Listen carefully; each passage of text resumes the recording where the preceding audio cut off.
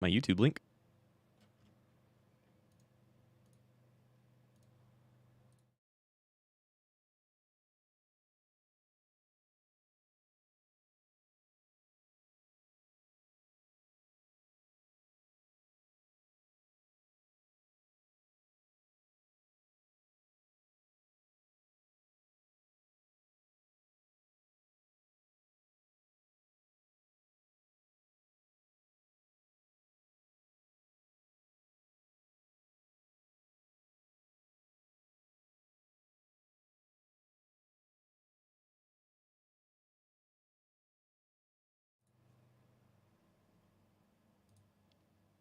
Yeah, live and good to go. No rush, though. Yeah, no, just... Oh, why? I thought I was sending it in a way that it would actually...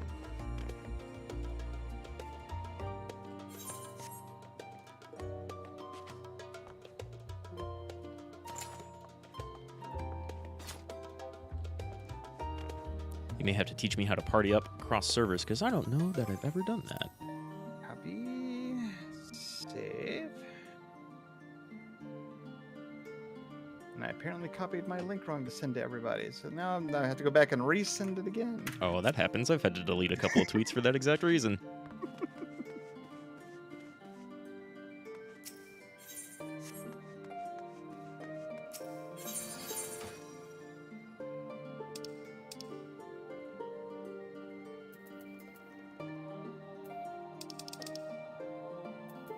I can just poke through my glamour dresser for a minute.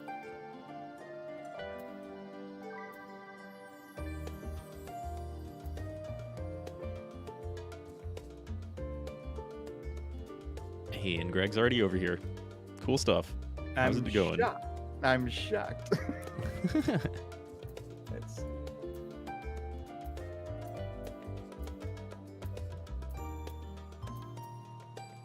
Alright, let me switch over to that thing, which I'll put it on.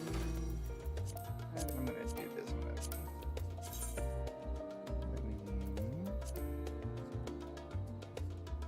Let me definitely mute really quick.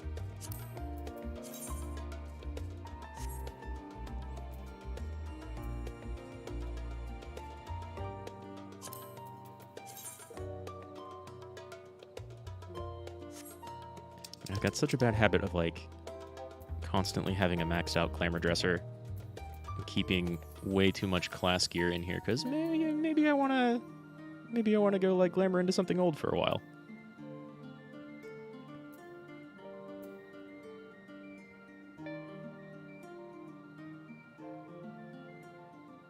Oh, Greg's internet is acting up. Well, that will happen, right?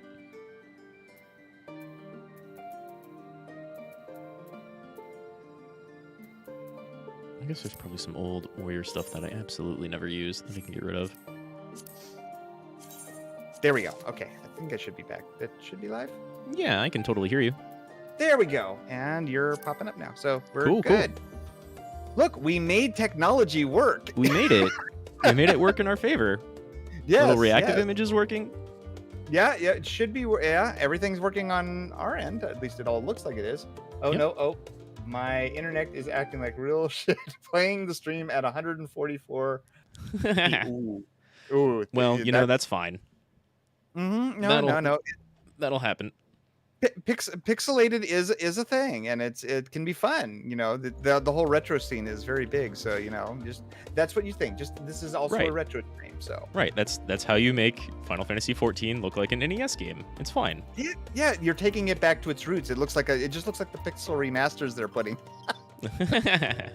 I wasn't sure if I was going to pick one of those up or not, but then I saw someone playing the 14 remaster, and then they allow you to, like, run around on the world map at a higher speed, and now, I think I have to pick it up and play it again. I will do the same thing that I always do, which is basically I'm one of those people that, since I spend most of my time playing 14, I first of all very rarely buy a game unless it's on sale. Like just Sure. because if I'm spending all my time playing 14, it's very hard to just, unless I'm about to play the game right then and there. Then but yeah, and plus I think, what is it, like the old Final Fantasies are what, like 30 years old now? Some of them, yeah. Some of them Yeah. are way back when. Well, the I- first one came out, and I want to say like 85, somewhere between 84 and 86. Well, I know they did. I know it's been at least 30 because that was the Mm-hmm. whole Stormblood. Is they did the whole Final Fantasy. That's why the raid set from Stormblood is all the old Final Fantasy bosses, because they were basically tied into the 30th anniversary celebration that they were doing. That makes sense. Yeah, I mean, I thought it was a really cool way to kind of, promote the whole Final Fantasy thing, but not actually, not put it in your face that, oh, we're doing this because it's a, corporate mandated holiday, so to speak. Right. That wasn't shoved down their throat. It strikes me that like a lot of the 14 stuff, they kind of get to do almost whatever they want within reason. Yeah, I know a lot of it has to do, I know one of the things that they talked about is they literally said, when they were first like revamping it, they were like, we're trying to make Final Fantasy the theme park, basically, where you see little bits and pieces of all the Final Fantasies before. That's just enough to give you that nice nostalgia from things. And even Right. I've definitely talked about that before. Like, it's all of the references to a bunch of old Final Fantasies are everywhere, but also they don't really get in the way of anything. Everything really fits in to the world of 14 by itself. Yeah, oh yeah, absolutely. They don't really. I mean, they don't have enough to take liberties with it so that it does fit into this particular version of things. But very much you can all tell, certain motifs or certain callbacks or other things, and I think, what was it like, for example, I've never played Final Fantasy 12 before. Didn't pick it up at all, but it didn't wreck my enjoyment of the Evilus raid series or the Bozja stuff, all the stuff that came from that. Sure, yeah. Based off that, didn't ruin my enjoyment of that at all in the game. So I always like that. Yeah. That's probably one of the first things that comes to mind. I mean, the references are everywhere, but like, you don't have to have enjoyed Tactics or 12 to play through the Evilus raids. They even got like the Tactics guy, the guy who wrote it, to come back and write a lot of the Bozja storyline. Yep. And you don't have to play through that to enjoy any of that. And even within those, there's like a bunch of Final Fantasy 6 and 1 references just in like enemy designs, which are really cool to see, but also fit right in with just like the Garland Empire without knowing any of them. Yep. No, absolutely. Like, it's one of the things that for me has made it enjoyable. Is that there's always those little hints of nostalgia that kind of just make me go, "Aw, that's nice," but I don't ever feel like it takes away from. Oh, hi, Noah. It doesn't ever take away from the enjoyment of the game, or doesn't like break immersion for me, or doesn't feel like it's part of a removed world that's in. I think the closest thing for that was. I mean, honestly, the closest thing that they did that felt a little bit out of place was Nier, and that's, sure, but that's kind of to be expected, and they kind of played tongue in cheek with that it was like, oh yeah, this is all just a thing. We all came from another world. Now we go bye. yeah, exactly. That's exactly what they did. It's very much not from any other Final Fantasy, and very much not from this world. But then again, like, the way Final Fantasy 14 is set up is you kind of expect that a bunch of other random stuff we don't know about kind of exists out there in space, or other side dimensions, what have you. And so it kind of fits in when there's just a bunch of robot people saying like, yeah, we showed up here, we're not really sure how, but we did. Yeah, well, and they've done the same thing with all their other like in-game promotions. Like, they did a in-game 13 event and the in-game 15 event that they just replayed for. All of those are just kind of like, I mean, those ones you definitely feel a little bit more of the tie-in to them. Sure. But they kind of also play it off as I'm just from another world and happened to have happened here, and now I'm suddenly mysteriously and magically going back to my old world. Bye. Thanks for the help. Bye. Here's a car. Bye. Yeah.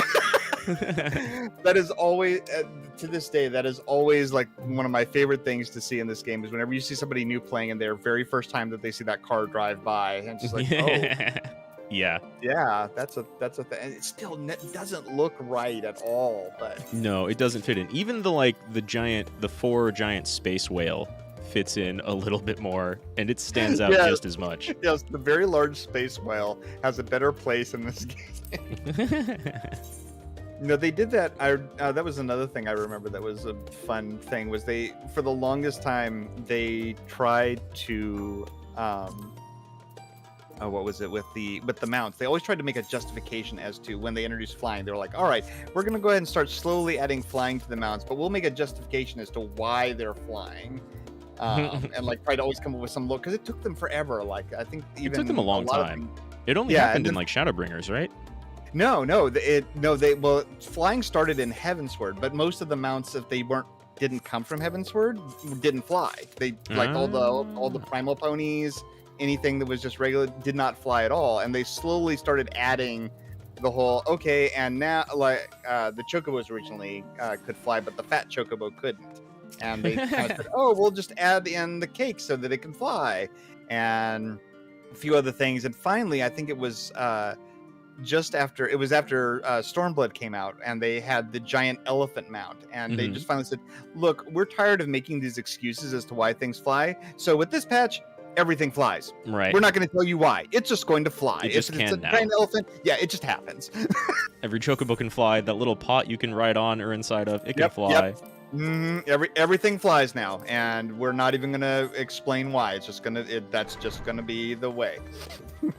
So, I guess I was maybe thinking of when they put flying back in ARR. That may have been Shadowbringers-esque.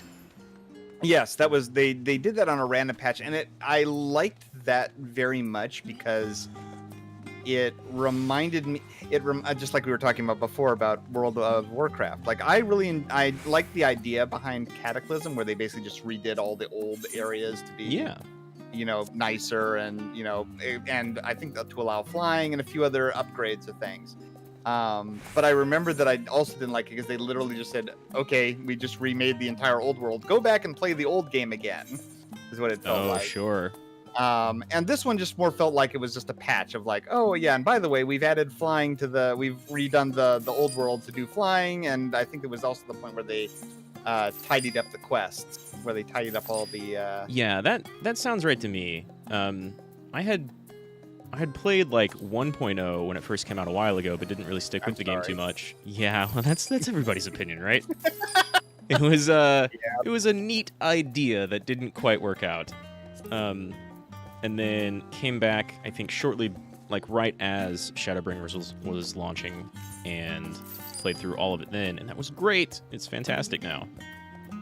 Yeah, no, I remember hearing, and I haven't played through it since they did the cut of everything, but I remember hearing that they cut like a good, I want to say like 30% of the original quests from the... It was something large like that. Yeah. I played through a bunch of it, I think, right before they did the cut, or at least I hit like Stormblood or something right before they hit the cut. So I got through AAR right before they cut everything, and there was like, so I don't actually know what they cut, but I know there's a lot of little in between stuff in between AAR and Heavensward that they could have cut. I didn't really mind a lot of that. There was a ton of questing, but you also got to see like little things with Tataru and little side scions. That was pretty cool, I thought. I just remember that was always the biggest thing for like friends. Whenever I'd invite friends to come over and play, it was always my biggest thing to get them to actually stay playing is that they'd get through 2.0, they get through a Realm Reborn, and they'd get to that middling period of all the quests that were between 2.0 and Heavensward, and that was always the point that they'd leave. I probably have a good, like, I think 7 or 10 people that we all invited to come and play, and they all quit at that point because they were just like, this is boring, this is dragging on, I can't take this anymore. And of course, I'm just going, just get through it, you'll get to Heavensward, it'll be amazing. Yeah, you can be like, after you see this main scene, you can just kind of skip some stuff until you get to like Shiva territory. Yep.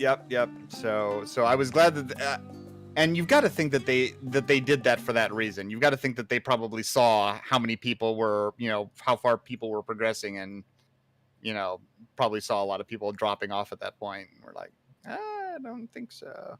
Yeah, yeah. And that's probably what I mean. Because otherwise, I mean, if they thought that everybody was making it through there just fine, I don't think they would have changed it. So the fact that they went back and changed it tells me that, oh yeah, it must have been a pretty big, Yeah, big pain point. they had to have known. They had to have known. They cut out, like, they kept all of their original story, and they wanted to get people. They've constantly made changes that'll make like catching up to current even easier, right? Like, even with, I think, either one of the most recent patches, they made or maybe just the release of Endwalker, they made leveling alts even easier through daily roulettes and things. Yeah. I personally, I haven't tried leveling a lot of stuff through the although I do have I did take a character of mine over to the new data center with the the XP boost. They need to sell that. They just need to sell that. That thing is just absolutely bonkers. I think I had a friend of mine who decided they were going to do that for the because if you go to a preferred server and you make a character and get it up to level 30, you get 15 days of free playtime. Yeah, yeah. And she did it in like a day. Yeah, exactly. I remember, I think when I first came back and started, I picked the server I'm on right now because it had that leveling boost and was a less populated server. And I don't know if we have that anymore, but I do have, like, you have a character at 80, so everybody, or at 90 now, so everybody else levels quickly. No, but it went so fast. Yeah, no, it went away. It went away. I think this second character that I've got that we're playing on tonight is the one that I leveled up specifically for that because I had a friend over here who was starting to play. They picked this server. I'm like, oh, that's not my even on my data center. Oh well, let me just go ahead and make another character over there. And oh, there's this leveling buff. What is this? And it's next huge. thing I know, I'm like, it's huge. Yeah, I think I got to right before I got the Heaven's Word, or right as I got the Heaven's Word, I was already like 2 or 3 levels above the AAR cap. Yep. At least. I think that was also that also reminds me of the funniest thing I saw. So a lot of WoW players came over afterwards and started playing Final Fantasy after the whole story WoW debacle they've been having over there. And I thought it was hysterical that there was a guy who was still going through the storyline and was, I think, somewhere in that the Realm Reborn Heavensward area. So he had one character that was up to in the mid 50s or something like that. He had another character that was in the 30s, but then he showed off his Fisher, and his Fisher was level 90. And he had to go and buy the expansion before he even got there because he was level capped. It's level capped at 80. It's like, no, I want to keep fishing. It's actually fun. Yeah. I don't know about that. Fishing is a weird thing for me. Like I like ocean fishing. Ocean fishing for me is fun. Regular fishing is a nightmare that I remember that I used to cry in my seat about having to do. So I haven't actually tried it out yet, but I do see a lot of people doing like just fishing streams. We'll have a talking stream, and by the way, I'm going to be doing fishing in 14 in the background.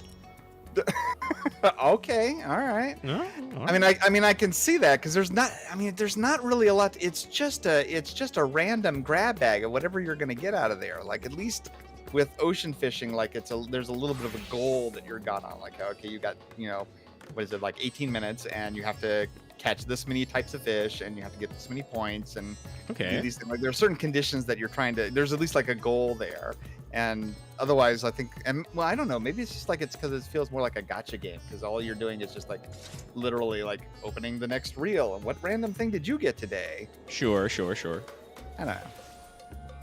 Yeah, all right. Well, gotcha, but that sounds all right. Yeah, I mean a little bit. All right, let me go ahead and pop. Oh, that's right. I didn't resize. Ooh. You were big. You're a big guy. I sized you on the chatting screen. I did not size you on the game screen. So I switched over. I'm like, oh, that's very large. Hello there, sir. That will happen. Yep, that does happen. All right, I think that is. Yeah, there we go. All right, so I guess we want to party up and do things. Yeah, sure. All right. Oh, actually, this is the fun. We got all the stuff together in game, and we totally didn't even like friend each other. Oh yeah. We've been doing testing and we're both in, but there's a whole game thing here to do. Actually, I need to. we should maybe do that. Yeah, that's probably a good idea. I think if I remember correctly, I actually will have to. You are on. Hi. There I'm on Goblin. Yeah, that's what I thought. Okay, let me go ahead and pop over because we at least have to be on the same server to do the friend thing. Otherwise, Otherwise it doesn't let you kind of send invites in between. Yeah. For whatever. Yeah, it's. I mean, There that makes sense. There are a lot of weird things with. It makes sense. The game is still built on the bones of 1.0, and I think they've kind of talked about the various limitations of that.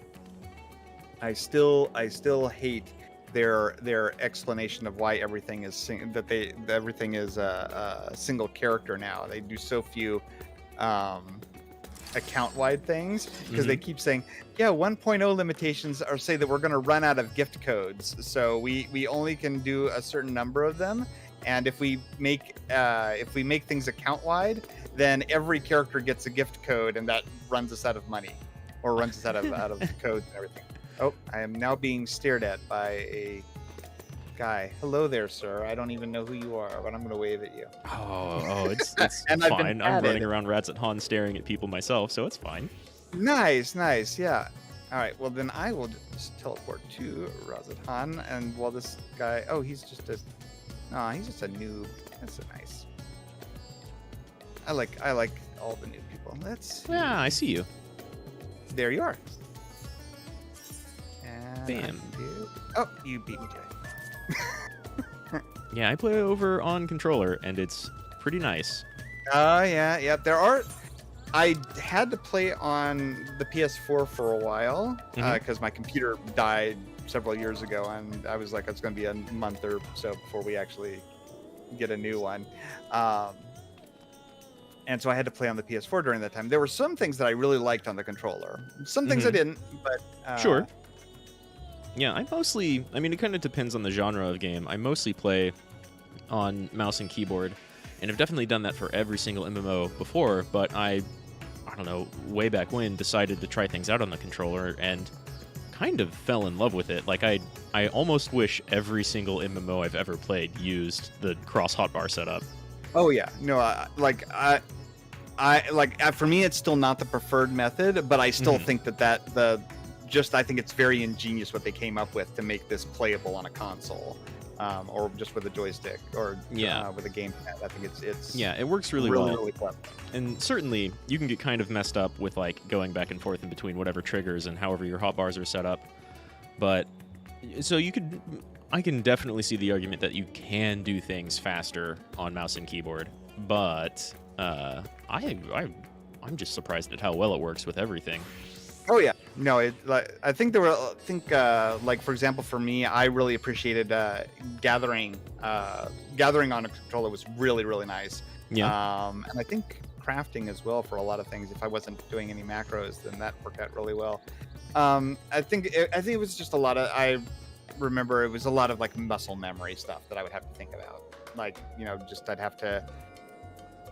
I've played the game so long in this particular fashion that's just how my brain is wired to work at this point, and it would take a long time to get out of that habit of this button does this and this button does that. No, what am I doing here? Because I remember that was a lot of the problems that I had with it. But I still appreciate it. Like one of my best friends is probably one of the best white mages I know, and he's played on a controller for the entire time and is above and beyond. He's such a good healer. So I kind of like go, that's amazing. Yeah, it's crazy just how like some of the little things up and down being going through party list is really simple and then works really, really well. Yeah. No, some people I know, I don't know why some people do. Some people disparage people who play on controllers or play against people who play on the consoles or whatever. And I'm like, no, it's just different. It's just different, but it's just different. It might be easier to make a mistake, but it still works really well. Exactly. Like, I have no problems white maging. Believe me, I cannot heal somebody just as well as anybody else. Right. You can still click on the wrong name with your mouse or whatever. You can set up a macro and use the wrong macro. Yeah. Oh, speaking of that, I can finally get rid of my Aether Compass because I finally unlocked flying everywhere, so I don't need that anymore. Nice. At least for another expansion. Right. I could do that and put another mount on my hotbar, but I've still got extra space on Dancer. Yeah. No, I just have the 2 mounts that I have on my normal hotbar just for solo, and if I need a duo mount, then I guess if I need, what are the rest of my mounts? I don't think I have a duo mount, actually. Oh, I do have 7 on my hotbar right now, even though I only use like 2. Oh, I haven't switched those over from my main because half those mounts are not available on this one. But yeah, at least I have a couple. I have a few multi-person mounts. So, but I only usually use one for 2 people. I mean, like, seriously, how often are you actually taking 8 people around for anything that you need? Yeah, you're not going to like be shuffling around a raid party. No. Especially out in the open world. Even if you're going to dungeons, that's just 4 people. So I did find this out. The good thing for the real good purpose for the whale is for map parties. Sure, absolutely.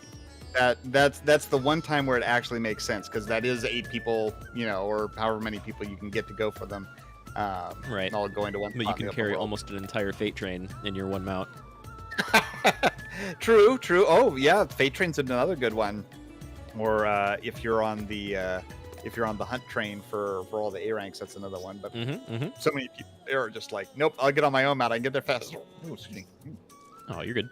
Yeah, I haven't really done too much hunting, but that's definitely a thing. I've seen parties go around, or people announce rare hunts popping up, stuff like that. Yeah. I like them when I can find them. They're a fun thing to get on, and it's a good. I've accidentally capped myself on Tome so many times just doing those, because you just get so many of them during it, and it's not a whole lot of effort. I believe it. If you can get a hunt party going the same way as even a medium-sized Fate Train, then you can blow through those really quickly. Oh yeah, no, it's well, and again, I don't know if it's the same way here or not. For the most part, most of the Fate or the hunt trains that I've seen are all really good, because they have a lot of people who scout them out. So they'll have basically like a bunch of people go to all the different zones, and they'll find all the A rank mount or hunts that are there, and basically mark them so that whoever the train master is basically says, all right, here's our first stop. We're going here, and here's the coordinates for the mob. And they just constantly are just shouting it in the zone. All right, we're next one. Here's this one. And it's, all right, now we're going to the next zone, and here it is, and instance 1, and go. Yeah, that's pretty much how I've kind of just hopped into random ones, or like the rare larger zone fights. Yep, that's all you do is just wait for the giant chats of things and do that. So yeah, those are lots of fun. Yeah. All right. Well, let's see. What do you want to do? You said we wanted to do some roulettes. What roulettes are you having in mind? I usually just kind of like go through the dailies. We'll go down the list, or play as a different class depending on whatever we're doing. But we have, let's see, you've got a white mage and a red mage, right? Yes. And I have one for every role at 90. So I've got warrior, white mage, dragoon, black mage, dancer, and monk. Up to 90 right now. Okay. Well, so we can kind of queue for whatever, really. Yeah. Should be pretty quick. I mean, all my stuff is I think everything is above 70 on this character. Yeah. So I mean, it's we'll only need a 90 for expert. Yeah. Only for expert. And that's fine. I'm already capped on astronomies for the week. But could definitely use more aphorisms. I just unlocked because we just finished Endwalker yesterday. Was it yesterday? Oh wow! Congrats. Yeah, that's on this server though. You've Yeah, that's on this server. So second one. But it's the first time I've had both of these characters at the same point. Like, this one has always been just a little behind for the most part. So it was the first time that I've actually had both of these 2 characters kind of actually able to do end-game content at the same time, which is nice. I really like White Mage. And Red Mage is a ton of fun, but I haven't played one this expansion yet. They didn't add much this time, which I appreciated a lot. That this time they didn't add a whole lot to any of the jobs. They just kind of did a lot of traits, so a lot of like improvements of your previous abilities. Yeah, they did a lot of traits, and some classes got like a little bit of tweaking back and forth. Yep. Yeah. Like, but yeah, they all feel pretty good so far. Let's see, Red Mage. What did Red Mage add? Did it actually even add any skills at all? I think you got added one. Yeah. One. It added it is a damage reduction and a increase in healing.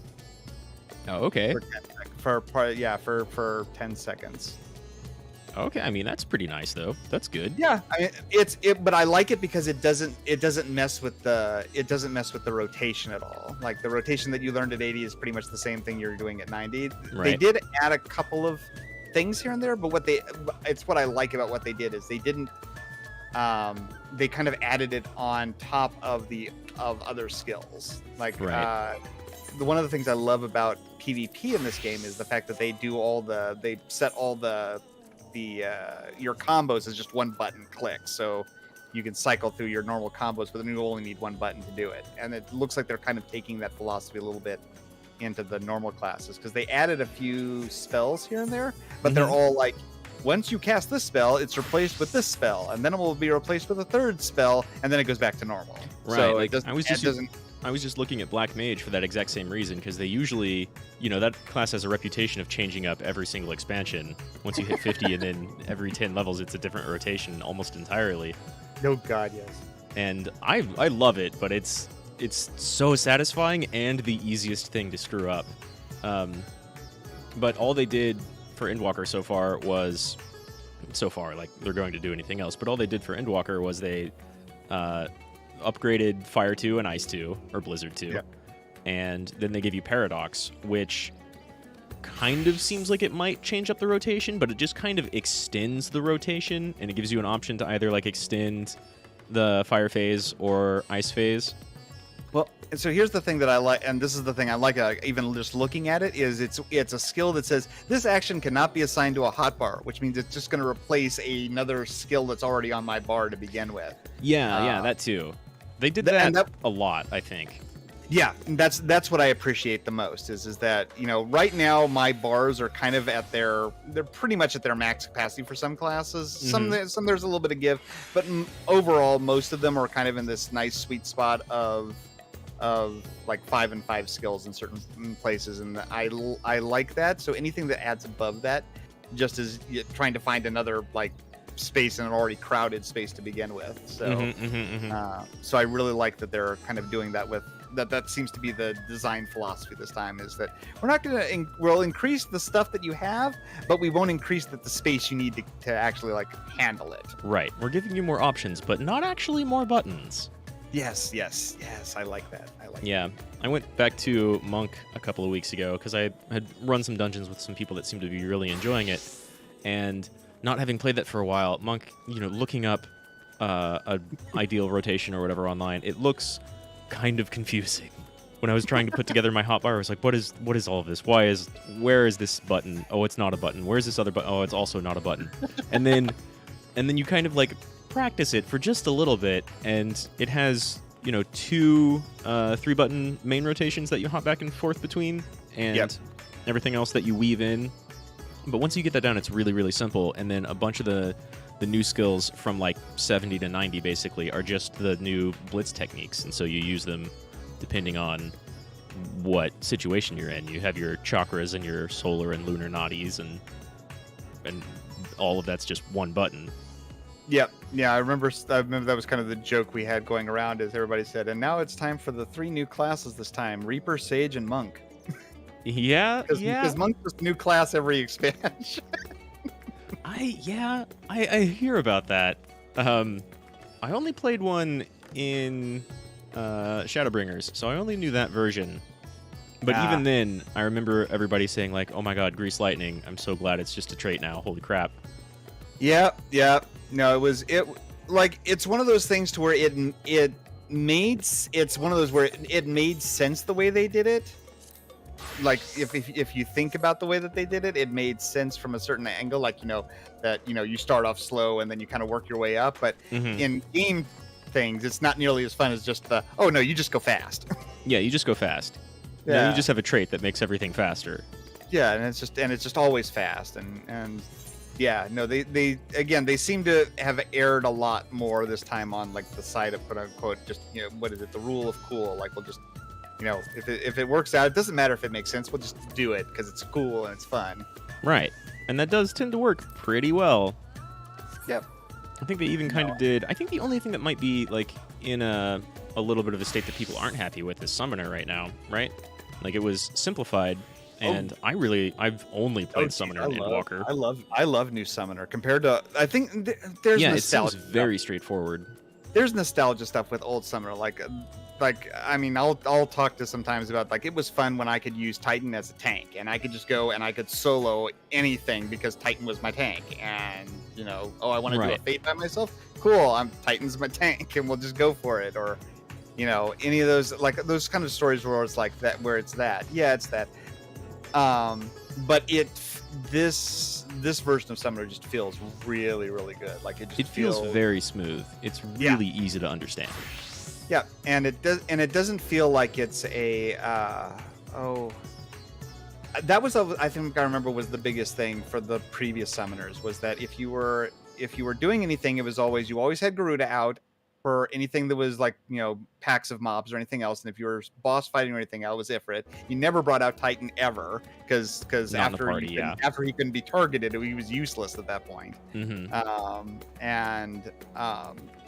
So it was one of those things where just everything kind of felt like you were just doing this one thing dependent, and it was always the same. And it's kind of nice that now there's a reason for all the summons now. Everything has a purpose. And right, they're all kind of the same thing, but they all definitely act differently, especially at max level right now. Yeah, and now they look way cooler. Oh yes, they do. So that's great.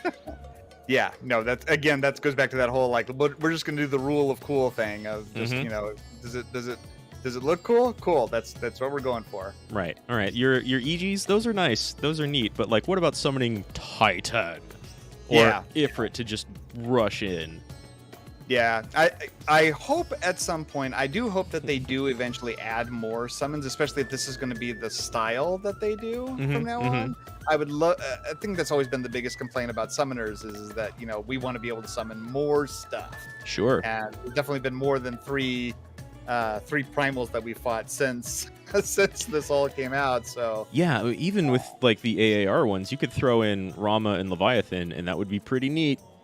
I remember back then there were a lot of, and even it's funny, the quest teases it that they're one of the summoner. It does, right? Quests, teases the fact of we'll let you do Ramu, and then they're like no, not really. We were just joking about someone in my chat said we need to have the anima summon. Oh my god, that would be nutty. Yeah, that would be absolutely nutty. Yeah, it's one of those things where like I know that especially if this was like a standalone or a standalone game, like the summoner would be every single thing you fight, you'd probably have a summon for it. And right. I think they might be doing a lot of or channeling a lot of those ideas into Final Fantasy 16 because I think the main character in that is supposed to be a summoner. Yeah, that's what it looks like. It looks like that is speaking of those games that I will not buy unless I'm about to play them at full price. That will be one of them that I buy at full price. Yeah, that thing looks amazing, and especially knowing that Yoshida's helming it, that gives me a lot of confidence that it's going to be a really good game. Yeah, exactly, man. That guy, he gets a lot of work done. It's pretty crazy. Oh yeah. I think I remember seeing an interview where at some point he was only doing like 4 hours of sleep, and I'm like, how do you function? Right, please don't burn yourself out. I definitely have days where like I don't get anywhere near an 8-hour sleep schedule, but if I were on 4 for like months straight, I would just quit. I don't know if I'd quit just because this would have been such a dream job to work on a project like this, but at the same time, I don't think I'd be able to function properly at that point. I'd be like, sure, so the monk is going to summon Titan, and then we'll give them a raise too while we're at it. Why not? The Mankra, Mod Chakra, whatever. Yeah, sure, it's fine. Yeah, the healing chakra. Yeah, I heal you with my fist in the face. Yeah, that. I still remember. The punch magic. People actually asked for that when they were asking for a new healer. That was one of the ideas that kept getting floated around. Was people they wanted to have a melee DPS healer who would punch people, and it would heal somebody else. And so Monk already has a thing to like help out with heals. Right. But that was what they actually wanted it to be, a dedicated healer. That's what they wanted Sage to be. They wanted Sage to be somebody who would rush up, punch somebody in the face, and would heal somebody else. And I guess they kind of looked at all that and was like, well, maybe not a melee, but ranged, we could probably. Yeah. Because you've also got the tiny heals on Dancer and Sage. I haven't played Sage or Reaper yet. I hear they're both really fun, but Sage seems kind of offensive for something that is like ostensibly a pretty good shield healer.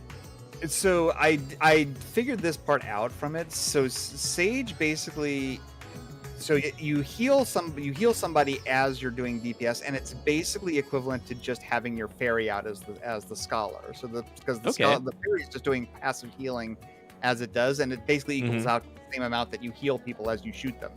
Okay. So it kind of all works out.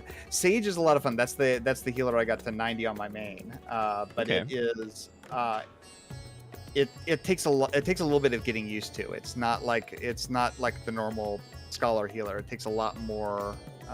It seemed they both seem very different, but of course that's coming from my perspective of like only having a white mage as a healer class, which is very reactive and a little proactive. Yeah, no, Sage is very Sage is just very nice because it has it's like White Mage in that it has some emergency, like it has your panic buttons, which Scholar doesn't really have. Scholar doesn't have a lot of panic buttons, and Sage does. But it definitely feels like it's a much more offensive. It feels like it's a much more offensive Scholar. That makes sense. But I mean, it's been fun. Reaper is absolutely like they've nailed the melee class with that. Like I know people now that have never played melee and are jumping on becoming Reaper mains. Nice. Because of how smooth everything goes into. What was it? I basically looked at. I said it's kind of like what would have happened if what is it? If there should be a podcast. It has been almost an hour.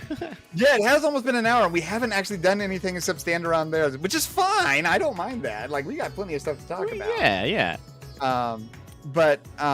Yeah, Reaper is just really great. It's like what did I say? It's like what would happen if a Dragoon and is it Samurai? Yeah, it's like if Dragoon and Samurai got together and had a small child with a Dark Knight as a godfather. Wow, that's a lot. It's very much it's building up a combo like Dragoon is, and then you build up kind of a meter to get everything. But yeah, you also have like a meter or two, kind of like Samurai. Yep, you have two. Yeah, you have 2 meters for. So you build up 1 meter. Using the first meter builds up your second meter, and your second meter is basically your giant explosion of DPS everywhere. Okay. But there is, but just like Dark Knight, it has a shield that if you break it, heals. And I believe, does it heal everybody? Let's see. Does it? Yeah, it'll heal. But once you get it high enough, it'll heal both you and your party around you. So it actually you start being like Dark Knight, where you're like, all right, I've got my shield up now. What AOE can I stand in? Right. Let me go take some damage in the face to really make this work. Yeah, no, it's a very, very fluid class. It's very, very fun to play, and like I said, I've had a few friends that have strictly been ranged classes that decided to try it out, and they're like, "Oh no, I'm a Reaper main now. I've ranged nothing. I'm up there." Yeah, I totally understand both perspectives. I love playing my Dancer because it's so simple. Like, if you really want to get technical and try and like balance things in between 2 Dancers, there's some timing going on there, and that's pretty cool and fun. But otherwise, you just have way more mobility than every single melee class. You can be anywhere in the fight, and you just press the shiny button, and good things happen. But also, I love playing Monk and Dragoon. The flow of those rotations and the kind of like Monk looked really complicated when I was trying to look up Endwalker rotations and stuff, and then you kind of get the feel for it, and it flows very, very easily, and it's fun. And Dragoon, like, starts out. What's the class I started as way back when, and it felt very kind of simple and straightforward at the time, and now it's like it's not a mess, but there's a lot going on with your rotation and how you have to weave things in, and when do you want to jump, and when do you want to gear Casol. It's fun. Or you could just be like me and just press the buttons and be a horrible and gray parse like. Yeah, I still haven't done any like damage parsing stuff. I want to do that to just get better myself, but I don't wish to do that to myself. I like to live ignorance is bliss and all that. And sure. As the way I look at it is, as long as I'm not dying, then we're. As long as you're not dying, as long as you're still clearing whatever content with whatever party you're with, you're doing fine, really. Yeah. This is the chill MMO. It's good. No, and I've always liked that. I love the fact that even in, well, granted, I haven't been in a lot of like the really, really end game stuff, but I've done some savage raiding, and even there, it's not a lot. It doesn't feel high pressure, I guess is the right word. Like, it doesn't feel there doesn't feel a lot of need. And maybe it's just my group. Maybe the groups I've been with have just been really, really good, and they're like, no, we'll just carry this. We'll carry this guy. But maybe. But that's what I hear about a lot of, just like a lot of the content in this game. There is, extremes and savages, and I haven't done too many of those. I, get hards every once in a while in roulettes, but I've done a couple of like, I think Heaven's Word extremes. Maybe savage fights with like the Knights of the Round fight. Oh, that's and it's so it's good. still great, yeah. Oh yeah. And it's definitely not as punishing as other like high tier raid content in some MMOs I've played. There's a lot of dancing around, and it's a lot tougher than normal, but everybody's pretty understanding. You just go and be like, hey, I'm new to this, and they're like, oh, okay, here's some tips. Let's go. Don't worry about it. The only one that I do not will not be that happy with is if I ever get Ramu Extreme. Ramu Extreme is still, to this day, it's still one of the hardest things to do synced, because it requires people to still do mechanics. And challenging mechanics that are not just the, all right, one person stand over here and everybody else stands over here. No, it's the, all right, now you do this. Unless this happens, then the other person needs to do this. Or unless the other thing happens, then you'd have to both do this thing together. Right. And here's where the tank swap happens, and you both, and all of our healers need to be on top of it. Yep. Yeah. So. Yeah, I did remove hard the other day, and I think there were 2 sprouts in there, and we had like 4 or 5 people down at one point, just to maybe one mechanic. I think we still only did it in one try. Yeah, so on main I have Mentor Roulette, and I love the idea of Mentor Roulette. Mentor Roulette is literally IQ for the game, for every single thing that there is. Extremes, whatever it is, as long as it's in the duty finder, you're queuing for it. And I've occasionally gotten people who've queued up for extreme through the duty finder, which means it's synced. And it is, it's like basically it's a lot. It's just so much coordination, especially between the tanks. Yeah, because it's a lot of tank swapping. It's a lot of, you eat this orb, but not too many. And if the tank has that many orbs, you have to watch their debuffs for thing. You still have to do all those things with it. Right. And not too many orbs, but definitely more than one. Yes. And those ones will usually take an hour. Those will take the full hour. I believe it. If we're going to clear it. I believe it. Yeah. But it's the only one that still does that. Like most of the other ones, if I get them, they're fine. We'll wipe a couple times and it's fine. But that one, for whatever reason, still to this day, still just takes forever to do. I believe it. Like us trying to pick something to yeah, let's get into something. Let's do the thing. Let's do the thing so that there's things going on. Sure. All right. So let's just do the first. So we're just gonna go down the list, and we can just go down the list. That's fine by me. Sure. Let's do that. Let's see how long the queue is for a tank and healer combo. Who are our lucky DPS people? There's a queue. There's an actual queue. I had this exact same feeling yesterday. What is wrong? I had this exact same feeling yesterday. I was doing a couple of things and they were rather instant. I think I like got lucked out and got an instant queue on my dancer for like alliance raids, and then tried to do, I don't know, leveling or 50, 60, 70, 80s on my healer. And I was like, oh god, am I gonna have to wait around for more than a minute? What's going on? Ah, okay, there it is. All right, there it is.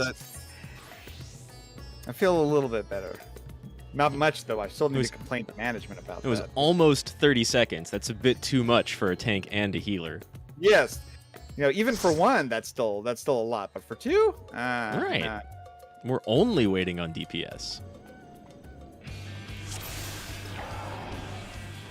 Oh, here comes the copyright song.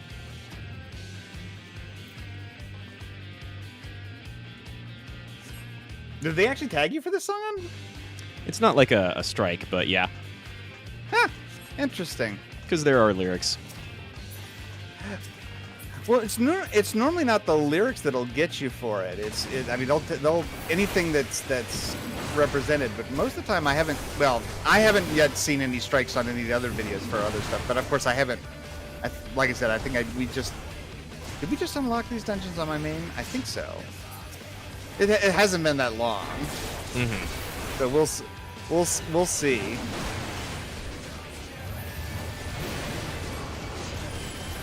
I mean, it won't be anything serious.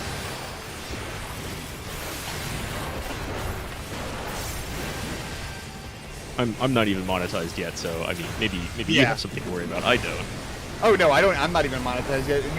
You have to get to 1,000 subscribers before you can start monetizing on YouTube. Yeah. Yeah, it's gonna be a while. Gotta get lucky a couple of times. It's all right. Yeah. I'll just no contest, you know. Oop, not that button. See? There's a controller mistake. Oh no. It'll be off cooldown in a minute. Whatever. All fine. See, everything's dead and everybody's alive. That's all that matters. Exactly.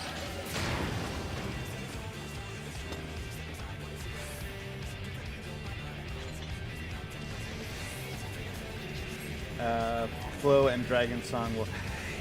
Yeah, no, those I remember. I remember those because those have, if I remember correctly, I think most of those are down because they are Umatsu's like songs, and he publishes those to a different company, and those actually do.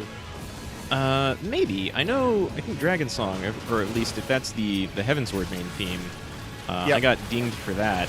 Not dinged, you know, but... Yeah, you just got told, oh, your stuff contains copyrighted stuff. Right, you can't be monetized because, like, some Brazilian company owned the rights to the lyrics because they wrote them. Maybe that's what Uematsu went through? I don't know. I have no idea. I still haven't got one yet, but that's why I'm like, I'll just... Although it was interesting, I actually did get the... when I was... long ago when I was streaming on Twitch, I did actually get copyright struck for something, but it was actually something that I had gotten permission to play. And so it was one of the times where like, you've been copyright struck for this. I'm like, no, I haven't. And I just wrote them back and said, no, I have permission to play this. Right. And they like, okay, cool. And they just enabled it again, and that was it. Never heard from them again after that. I think Twitch is a little bit more strict about that, but YouTube is very automated. Yeah, that. Well, I think it was automated for this one on Twitch too, because it was just some random record label that was distributing it, which was fine. Like I can understand them, like, you know. Wait. Oh, okay, good. I pointed them the right way.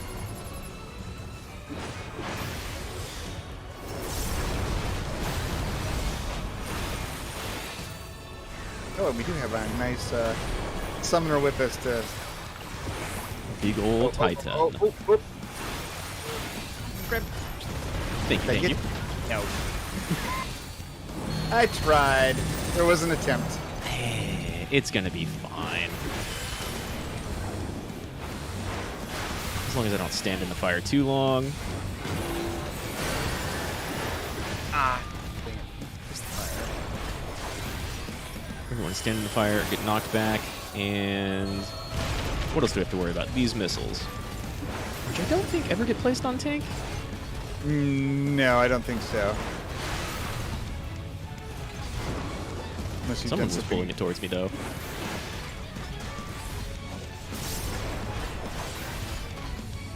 Nope. And there's our push away. Yeah. That's easy enough.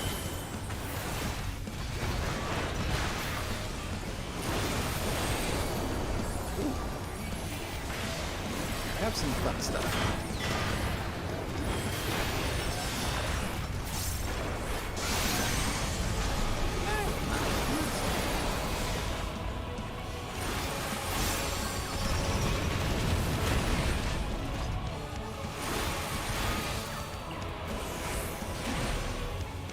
And I love Warrior this patch. Warrior's always been just a really good. It's a really fun tank. It's so solid, and it just feels like you're... Oh, wow, I actually got the missile on me this time. Oh. It's fine. I'll be fine. Yeah, Warrior kind of just feels like shouting damage at people.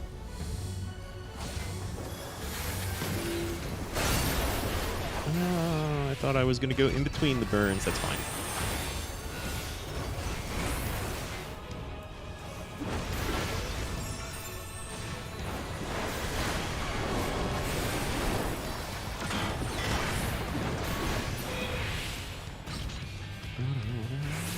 Warrior is definitely my go-to if I'm, especially if I'm wanting to solo anything. That's always, always the job to go to. Yeah, I was doing a lot of Black Knight in Shadowbringers, but I hear they're maybe a little bit squishy right now. Yeah, yeah. I mean, they've been kind of put in the same. They've been put a little bit more in the same category as Paladins are for that. Really? I remember Paladins being, like, quite tanky before. I mean, Warriors can always wall pull and just continually heal themselves, but I remember Paladins being... Yeah, right now I totally think Warriors is very broken on their heals for that. It's one button, but man, that one button... Yep, it is the one button of, you know what, who needs the heal? Yeah, healers just DPS for, like, the next 10 seconds. You want to shield me or regen me or whatever? Oh, yeah, okay. Yeah. I got this. I mean, granted, as the healer, it's a nice thing because I can take a break and be like, all right, I'm actually going to do all my DPS stuff now. And It's the time to actually get a dot on everybody.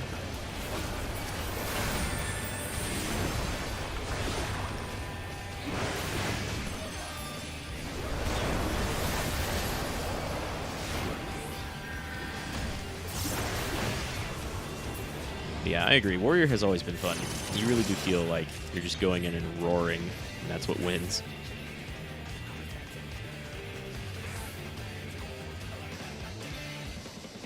I wasn't really sure about the presentation when I first picked it up because I always associate Warrior with, like, FF1 Fighter, and they're not the same. Okay. I mean, big ol' axe. I guess you could use axes in that game. Come back here.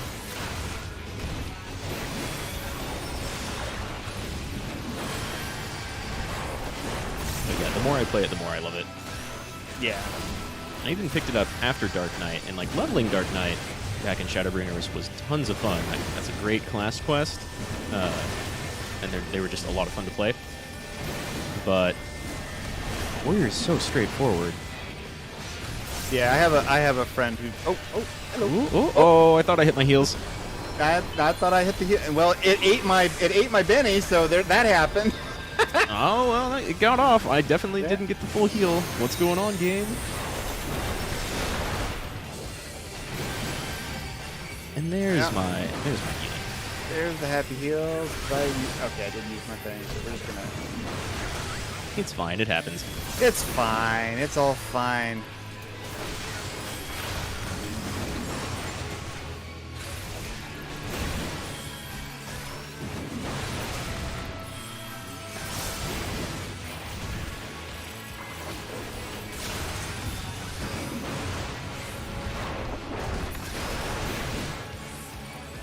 I like how they're all waiting and dead.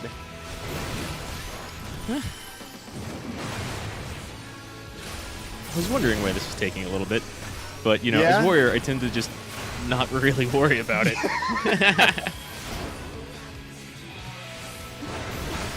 Oh, there we go. Nope. And of course, now she releases right as my. That happens all the time. That happens all the time. Well, no, it's more the like if you so normally at that case if everybody's wiped except for that, it's better for you to just if you're the DPS, it's better to just run back because then you don't get res sickness and you'll get there faster than you're gonna get res. Right. So Race I was takes kind a of looking while. at that, waiting for them like, okay, anytime now, you guys, and then oh, you're not going. Okay, well, I'll just go ahead and res you now because my swift cast has come up. Oh, Right. You guys. Hit the button right as I hit that. Bang! Oh well. It's fine. They're all dead, and we're Well, technically not dead. You'll have your swift cast back by the time they get back. Here's one. Yes.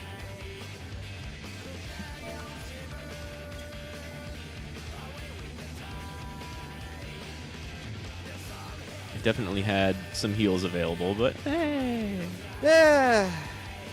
we'll call that lag, right? Yes. Well, that's exactly what it says. It's lag.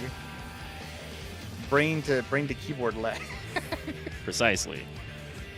That's a type of lag. It is. Absolutely.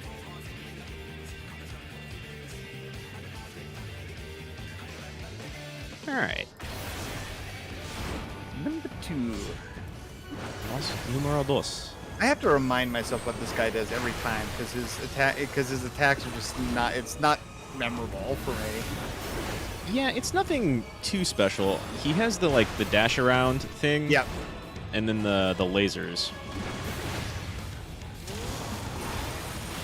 Yep. Here we go. Of course, don't remember what any of them are called. Oh, okay. Here's the. Right, it's going to be over here, and then you will need to be over here. Who am I rescuing? I'm rescuing you. Nice. Although probably I should have rescued the summoner because the monk at least apparently has their dash. It's just like, nah, screw it. I'll get there fast enough. I don't think he gets upside as a summoner. Man, I really, really wish that monk dash did even a tiny amount of damage. But it's still nice. Maybe like 3 of them. Maybe. Alright, everyone. Yeah, let's spread out a bit. I think we're good. Yep. Wow, that's maybe the most lined up I've ever seen a group, actually.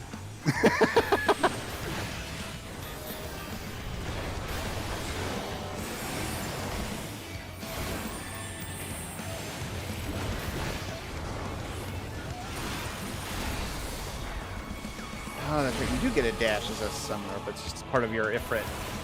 Mm-hmm. Alright, which way you going? Yeah, you're Right going back this to over here.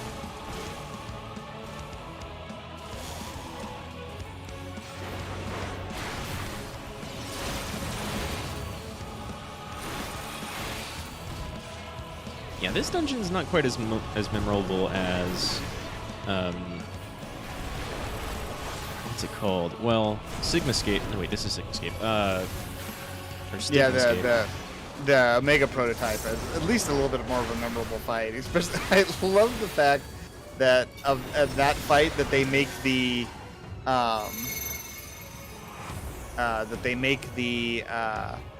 side that the lasers are firing on so obvious. Mm-hmm.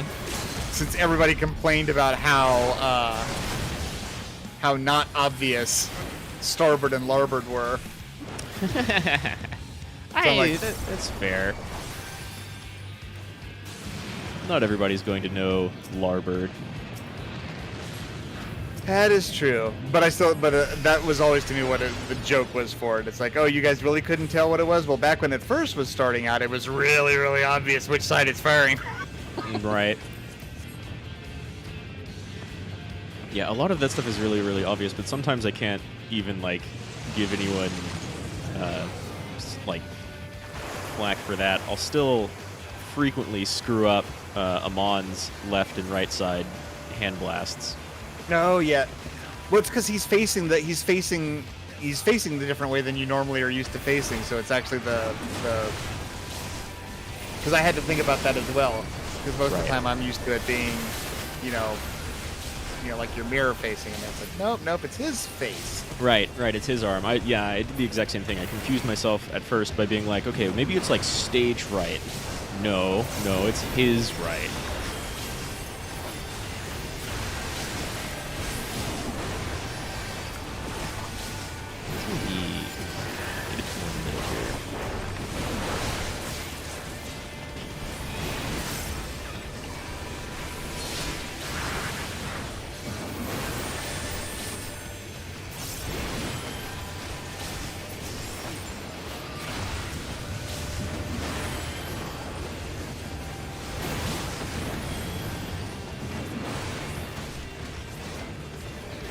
The other dungeon that I really, really like is the Moon 90 dungeon.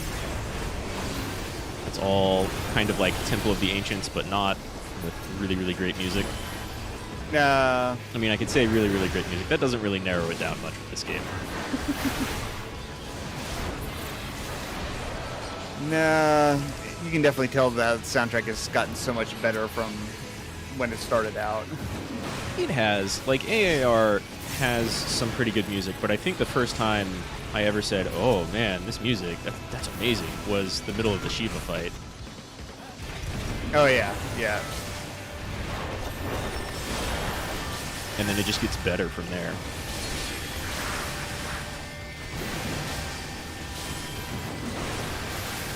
We were talking about that earlier, I think last time in chat, on how it's like, it was so nice of Soken for him to have released his album and include a free video game along with it. That's the Guilty Gear joke. It's so nice for... Oh god, now I forget his name. The guy who makes Guilty Gear. It's so nice for him to give us a free video game every time he releases a new album. Yeah, and you get a free game along with it. How nice. It's the best. I'm going to be listening to this music forever. I might as well play a game too, I guess.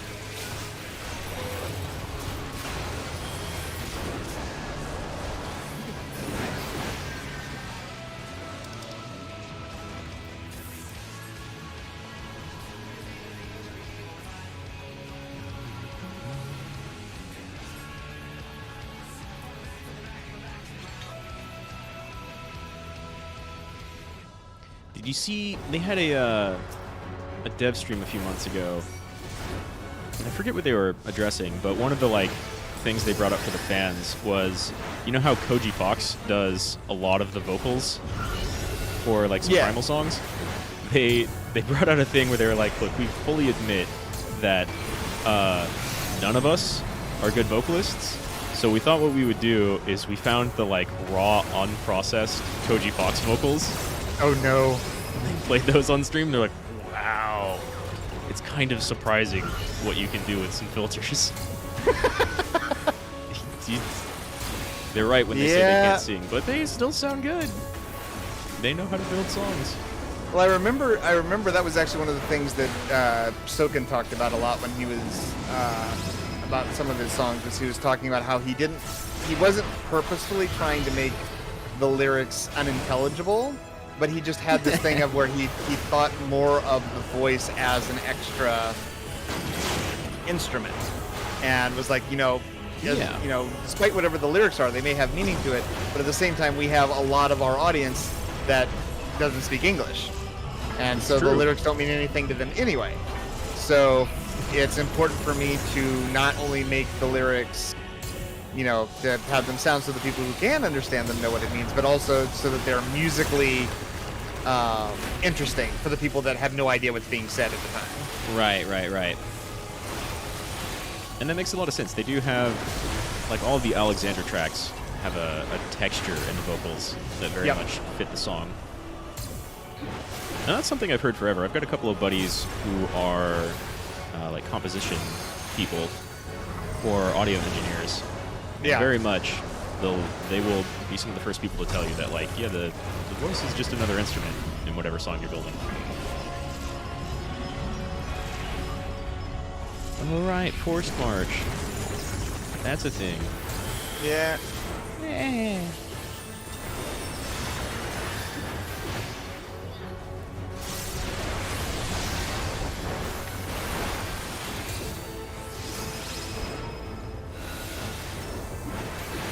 And then we get another Omega in a minute. Yeah. Either, yeah. Punchy punchies, then Omega, and then the dragon. Oh, I'm on the wrong side.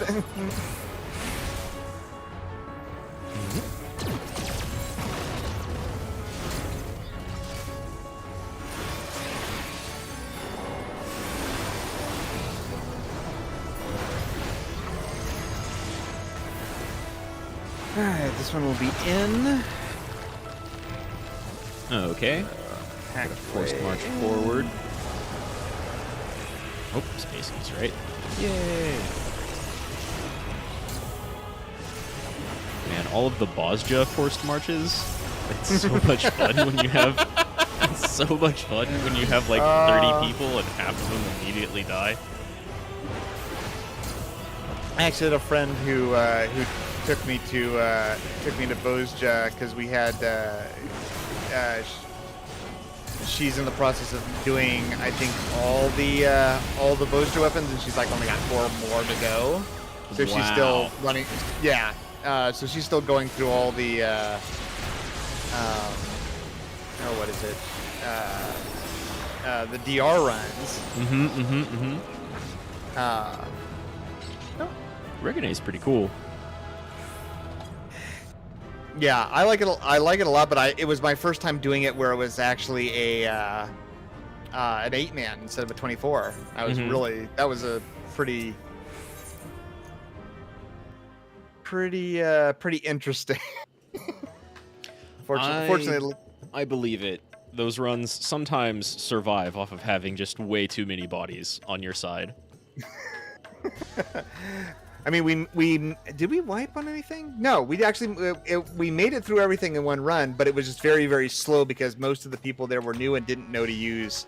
They didn't have any potions or essences or anything, and didn't run any. So. All the essences and lost actions, man. Yep. No, half of them weren't running any. Crazy quick. I loved doing green DPS in all of those instances. Oh yeah, those were it. And it's fun. It's still one of my funnest things. Like I really think that was a really great implementation. It was definitely a better implementation than Eureka was. Yeah, I hear very mixed reviews about Eureka. I still haven't touched it. Mixed is exactly the right word for it. It's one of those things to where I didn't do it when it came out because it was so much of a slog. Sure. And it's because it was when they do everything when they try to pick out what they're kind of paying homage to, and Eureka is kind of this game's homage to 11. A lot of the things there are very similar to the mechanics in 11 and kind of the way that stuff worked there. But of course 11 was a huge grind. Like it put grinding in this game to shame. That's what I hear. That's almost all I hear. Like people love 11. There's still people playing it, but yeah, I hear it's incredibly grindy and kind of difficult to get around for a long time. Let's see if I played it for a little bit, and I played up to level 30, and 30 is the level. 30 was at that point the halfway point. And it was where you got your chocobo, so you could finally ride around and go places. Sure. To get your chocobo, you had to sit at this particular spot for 12 hours, real time. And every 2 hours or so, you had to feed a Gishel green to the sick chocobo. And after 12 hours of doing this, they'd give you your chocobo. That's a bit much. Yeah. And I think one of my friends mentioned that there was a fight in the game that would last, or that could last up to 18 hours. That's also incredibly silly. Yes. I'm glad they learned from that. Yeah. I mean, well, at the time, that was kind of the thing. I mean, even EverQuest was kind of like that. It was always how do we make these fights that are incredibly long and endurance tests of. That's very true. So I mean, it definitely stuck to that old thing, and WoW was kind of the game that broke that mold of no, you don't need to be sitting there fighting something for 18 hours to be interesting. Just a large health pool does not interesting make. Right. Yeah, and there are still kind of like world fights in this game that are like that, but to a much, much lesser degree. And then even WoW had, they never had fights that would last for 12 hours, but they did have, when raids would first come out, people would have, not raid locks, but they would be able to take a break for a few days and come back in the middle of a dungeon. Yeah, no, absolutely. Well, and I mean, obviously, my name comes from another game that I play called WildStar. I played WildStar for like a couple of weeks. Yeah, right before it died. Yeah. No, I played it for God, what was it? I played it from when it started free to play. When it started its free to play thing, it was a lot. It was pretty when I picked it up. Yeah. Yeah, it was a really fun MMO, and it had that same idea of like you could go through the raid fights and you could do like, you do 1 or 2 for the day and it would save your progress. Mm-hmm. After that, come back and you'd start over the next thing again. Mm-hmm. But yeah, that was a fun game. It had a really nice like flow and feel to it. Yeah, no, it was a wonderful community, and it was one of those kind of like, it was actually for the longest time it was like the go-to game for my streaming was WildStar, because it was just fun and silly, and it had a nice mechanic to it, and I liked the fact that even though it was touting itself as like this big, hardcore raiding game, but of course the big thing they were kind of like here was housing. It was of course. Yeah. So that's forever an issue in MMOs. I do have to say I like what they're doing with our housing system here. I think that, granted, short of making instance housing where everybody gets their own house and can do whatever they want with it, I think the lottery system is a much better implementation of it than what they've had. Yeah, definitely. I've listened to entire hour and a half or 2 hour long podcasts all about that. My favorite is when you have someone who really knows what they're talking about and plays the game a lot, and then their buddy who they do the podcast with just doesn't play MMOs, so they're completely ignorant of all these problems. And you're like, they eventually compared it to fishing, where like, man, housing is such a mess, but at least with something like fishing, you can't fish all of the fish out of the sea. Whereas with housing, well, and like, I mean, there's a reason why it's called housing extreme, because like I've watched my friends go insane because they will sit there for 12 hours on end clicking on a sign for 12 hours just to try and get the house, and of course then they get beat by somebody who walks in 5 seconds and goes, oh, I'll just click on it for fun. Oh, I got it. Right. Yeah, like, a lottery system is much better than that. Yeah, and we don't really know all of the details that are coming up with the new, I guess not housing, but the new instance player gardening stuff, right? I am not taking, because they haven't said anything about it at all, other than the vaguest of vaguest things, and I think that a lot of people are pinning their hopes that it's instance housing, and I'm like, no. Yeah. No. Greg said he was waiting for 3 days for a house. Oh yeah. Oh, absolutely. I know that there have been people who have done that, and it's the most insane part of this game that didn't make any sense, and it wasn't fun. Like, housing is at least, it's a nice part of the game, and for some people it's their end game. So to make the process just even getting into that such pain, is and having that as kind of an end game. A lot of games that have a ton of content and kind of go on forever have customization and fashion and whatever else that you can build around, like your own personal aesthetic, as part of their end game deal. So that part makes sense, but like being able to give everybody a house, or having the housing districts like 14 has now, and being able to give everybody a house is just a huge nightmare. Oh, I mean, absolutely. The game, one of the funniest things in MMOs ever happened recently, when the game just said, hey, we're closed, you can't buy new copies, game's full. Love that. It's the best. Have you heard of the critically acclaimed MMO that you can't get a part of because we're too full? Go away. They literally asked people to stop doing the meme. Yep.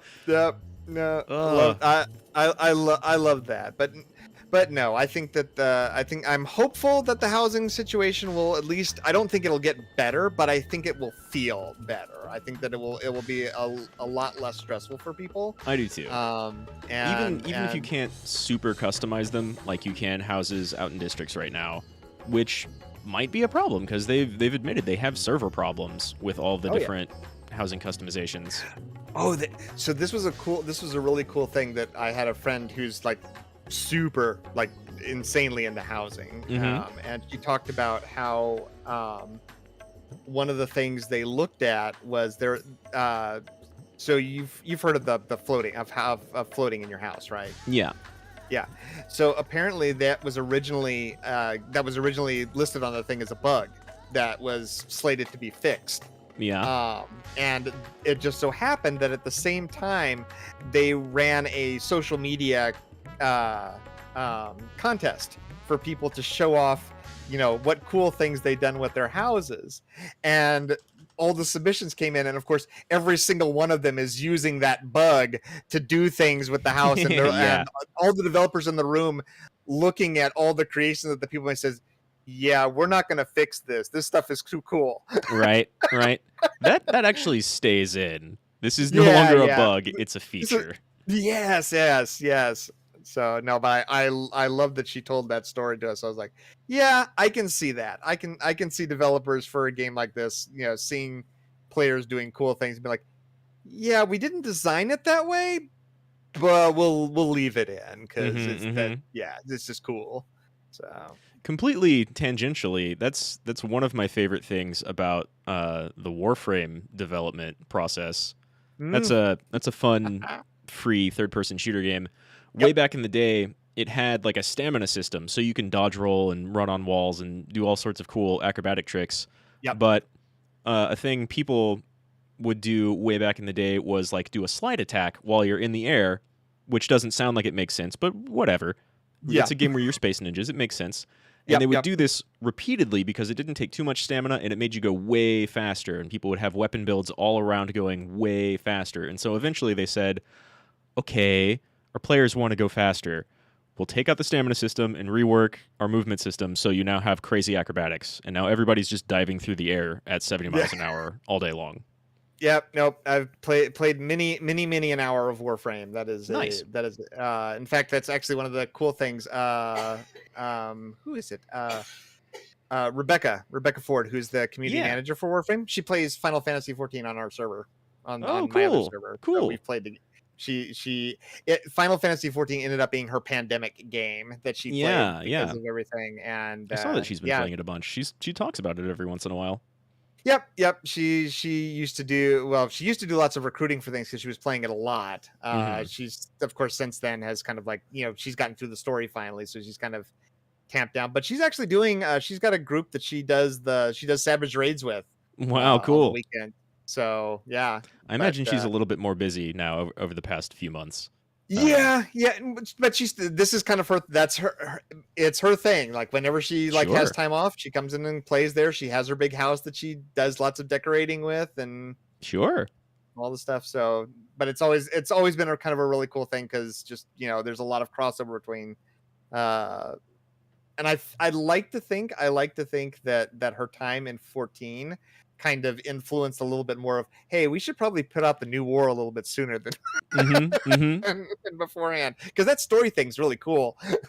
Yeah, I think it definitely has. She's also a huge Nier fan, and so that kind of influenced her. Actually, that was and I remember that was the original reason why she started playing was because she said, "Oh, there's Nier in this game. Right. Oh, I can get the 2B outfit. I'm playing this game." And it took her a full year to get to Nier, to actually a full year to the day to get just when she started playing. She's busy. That's fair. So, but yeah, it was funny because she worked so hard for that outfit, and she's like, yeah, this outfit's great, but it's just a costume, and I have other things that I'd much rather wear now. So I'm just gonna toss it now. Wow. I've still kept all of that stuff, and I almost never use it. I definitely had it on my Black I don't Mage. think she actually tossed it, but she just never wears it anymore. Right. So. All right, let's see what we can Yeah, do. let's keep going. We have one roulette down. Yep, one roulette down and only a few more to go. Let me actually do. Let's see. Since this is not 90, let's see what I'm going to. Yeah, run whatever, really. Actually, you know what? I'm gonna do. Let me do Reaper this time because I just unlocked creepy Lala form. So if Cool. we get lucky and we get an 80, I'll be able to. I shouldn't really be saying that I'm going to be a creepy Lala because that just. I don't know if that either sounds creepy or that sounds redundant. Yeah, it depends on who you ask, right? It depends on who you ask. Yep. Some people laws, whatever. Japan players love them, and some people hate those potatoes. Yeah, Lalas are definitely a mixed bag. I can tell you from playing them that it is definitely a mixed bag. I always kind of thought that playing as one would be almost advantageous. Not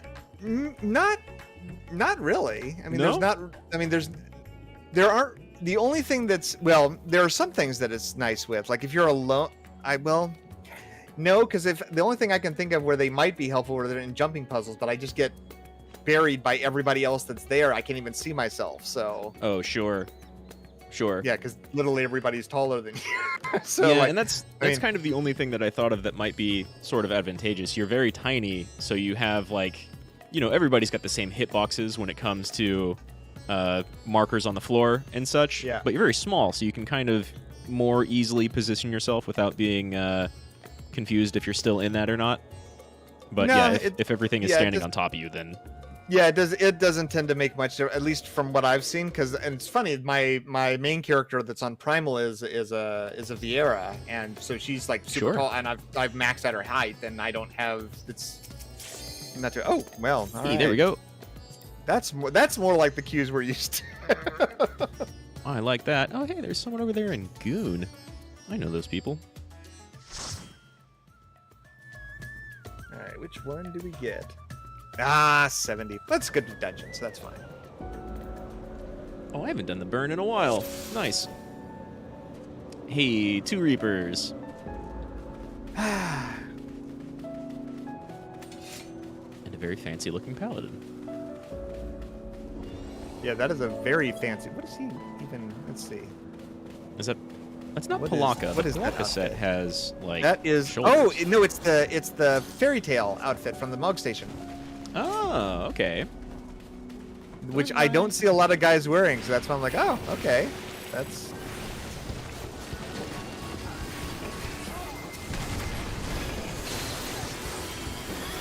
very unique look. Yeah, I definitely don't see that very often. I saw a couple of people running around with the Palaka fending set, and that looks great. Oh my God, poisons. Let me at least get a lily before you get crazy with it.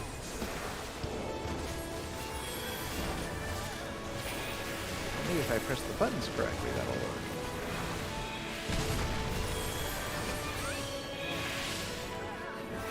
Can we get another stun in just for... Oh God, I don't have Glare. I don't have Dia. There we go. All right, well... Oh, and someone's new. It's probably the Reaper. Oh, you're right. Someone is new here. I was about to say... Yeah, I'll just all of a sudden notice that you're getting a bonus for this. I'm like, oh. Right? And... yeah, I'd like to think that since our Paladin is an 87, I'd like to think that he's not new to this dungeon. Hopefully. He's wall pulling, and we're doing okay so far. Oh, except for... Yeah, except for now. Okay, well... I'm just going to go ahead and make this easy. Well, that's the Reaper. That's fine. It was the Reaper and not the tank. It's a little okay. Yeah.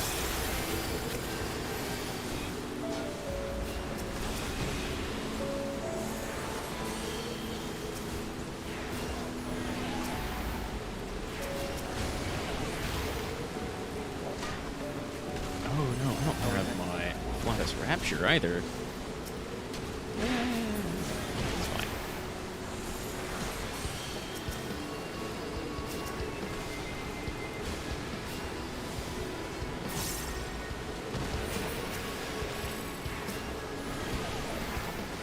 But yeah, I think one of the things I've really appreciated, especially with leveling the 2 new classes and seeing the things, is just how they've definitely gotten really good at the whole like building on whatever you start off with. Like I remembered what was it? I think Black Mage was one of the ones that was really horrible about this, in that like what you can do at level 30 really doesn't pay a lot of mind into what you're doing at 60 or 70. Like the rotations are so different between the two of them. Yeah, Black Mage especially changes up a lot. Yeah. Throughout leveling.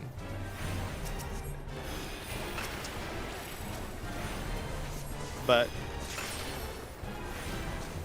one of the nice things I liked about Reaper was that it was really a display of the, oh yeah, we're making a character that or a class that as you, it's gonna be close. Oh wait, this is a line attack. Oh well, that's fine. We didn't need that one anyway. Yeah, we'll be fine. Yes, it's just one. It's fine. Yep. See, there's 3 more.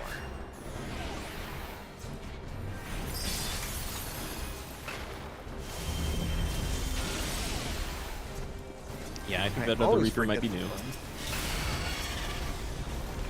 We're doing fine. We just got crushed by a boulder while the Paladin was wall pulling. It's okay. Yeah, it's all. That's a thing that will happen.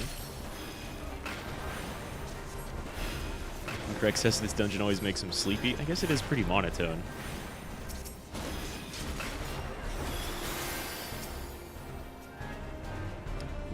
Key?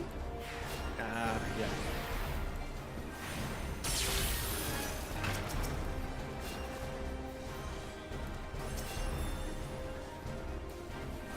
Oh, no. Still. Another Reaper's trying to kill me. Guess you were just better off not moving. You know what? Let's have a minute. That was when I was like, oh no, we're not repeating that same thing. Oh, we only have one. Uh-oh. I think I missed that. Yep. Yeah, oh, well. That's fine. And I.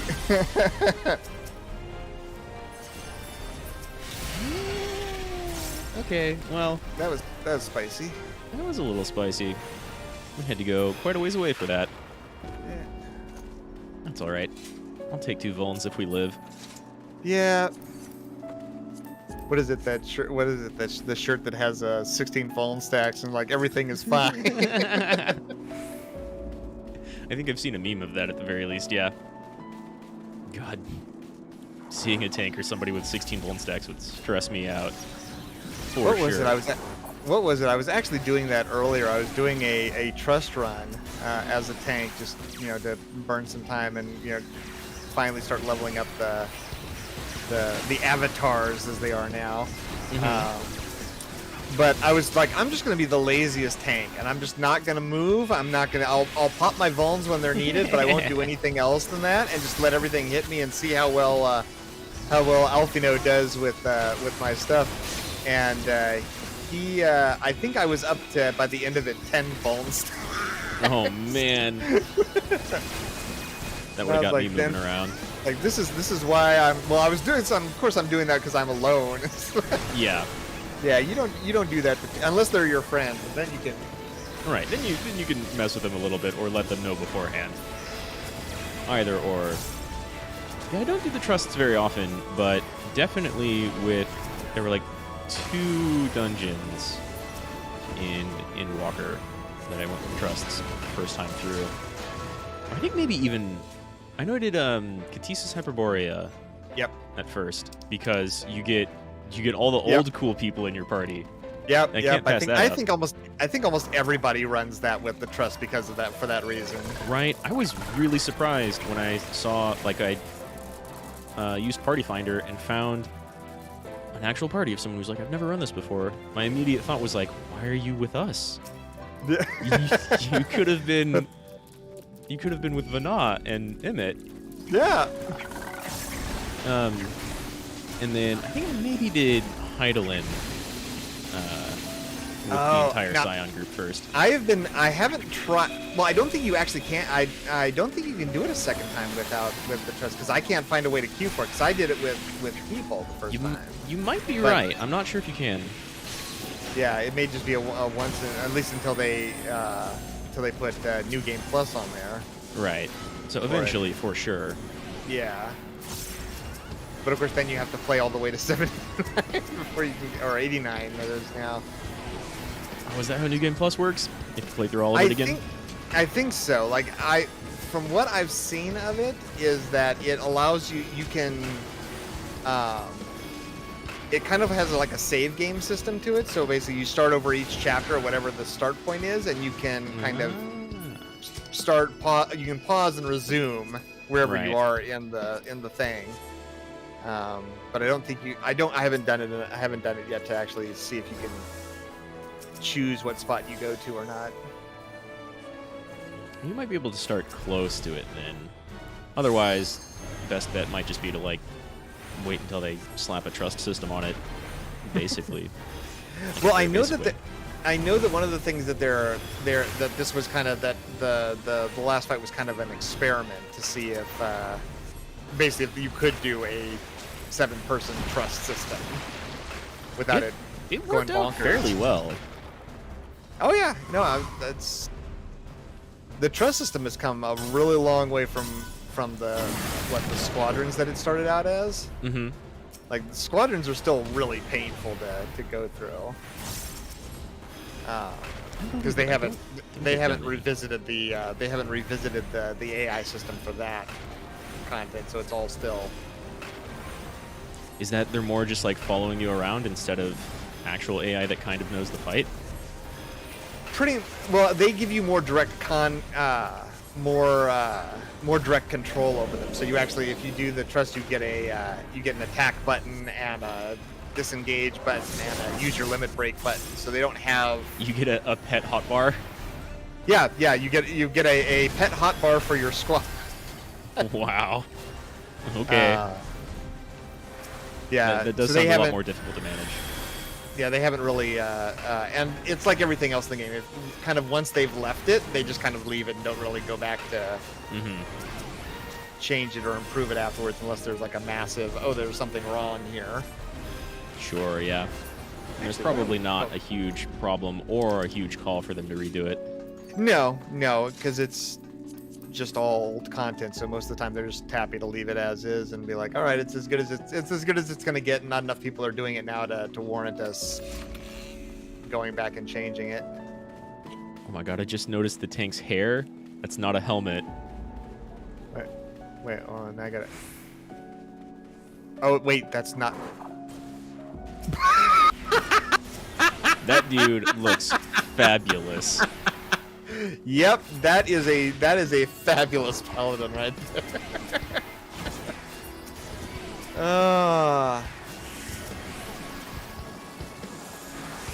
Yep, pull to the end, and that's as far as you go. And now we just all eat it. Okay. Nope. Oh, whoops. It's fine. It's fine. It's fine. That is the saying for all of this. It's fine. It's all fine. This isn't a professional run. We got this. Yeah. Nobody's watching. Died? Okay. We just play like nobody's watching at all. Yeah.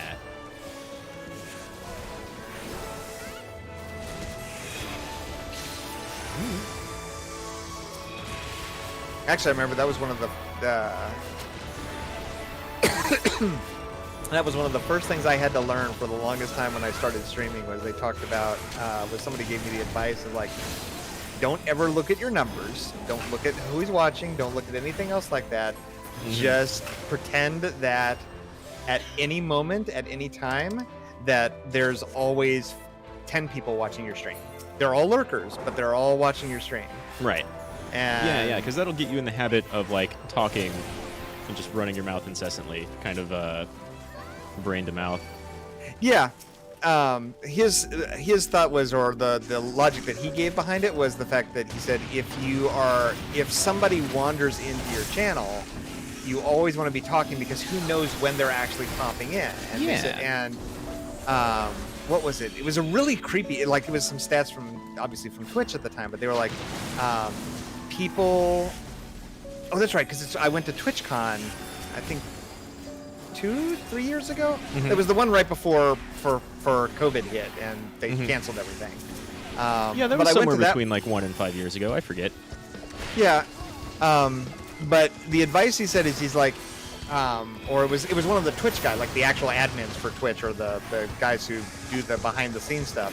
And he's like, from our data, we know that people who visit a stream for the first time make their decision whether they're going to stay or go in the first 15 seconds. Yeah, I mean, they definitely have those metrics. Yeah, and he's like, so he was like, the biggest thing I can tell you from them is that if you're always talking, or you're pretending at least like there's people there, then that's more than likely that the person who's going to, if they drop in on your channel, will be at a point where you're doing something. And I remember a lot of times I would go in and look at people's channels. I just, I like hopping in, seeing new streamers, seeing people with very little views and seeing how they're doing. And it always saddened me how many of those people just, they don't talk at all. Like they just sit there. Even people with cameras on, they just sit there. No talking, no nothing. And even if you say something in chat, they don't acknowledge it. They're just like, Right, you definitely should ignore numbers and kind of always be talking, because that's how you can start engagement, sort of. Like if someone's in your chat and not talking, like, ooh. Nope. And let's all be surprised that... Seriously, this one is such the newbie killer. Oh, I think you just died again. Oh. Whoops. It does help to know a fight, to know, like, maybe I should wait on that res for like 5-10 seconds. This is a totally valid strategy. Oh, now here comes the... Actually, this one was horrible. This fight's horrible because of the blue mage more than anything. Oh, man. I haven't done any blue mage, but it sounds pretty cool. So in... This guy gives a spell that you can learn as a blue mage, but the only way you can do it is if you let this cast that he's doing, if you let it go off. You let it hit you. Oh, I got ice blocked. Oh. Okay, that's all of them down, though. You two survived. And I can you're res fine. Now. Oh. And now I'm going to put my shield on, because this is going to hit me. That might hurt a little. Hey. Good stuff. There we go. Let's unslow the tank.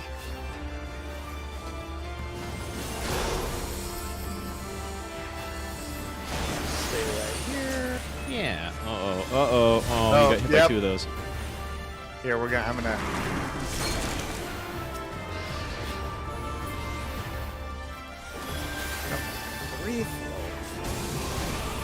Forgot how much I liked this fight. Ooh. Well, that's a good thing to have.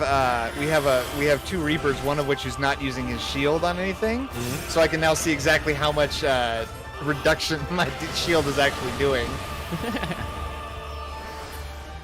And now we run around like crazy people until we find the thingy.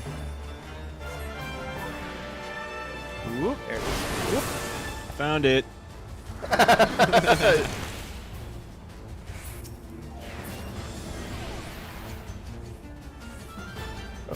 Oh, I found it again. Found it. Oh, you.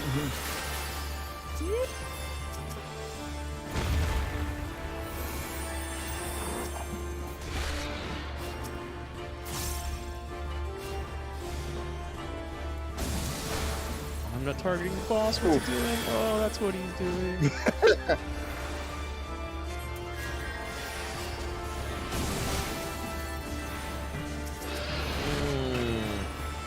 And again, because why not? It's a fun attack. Also, I just realized we have 2 bars. Let's maybe use one of those. Let's just go ahead and use this. Be done. Thank you. Bye-bye. Yeah.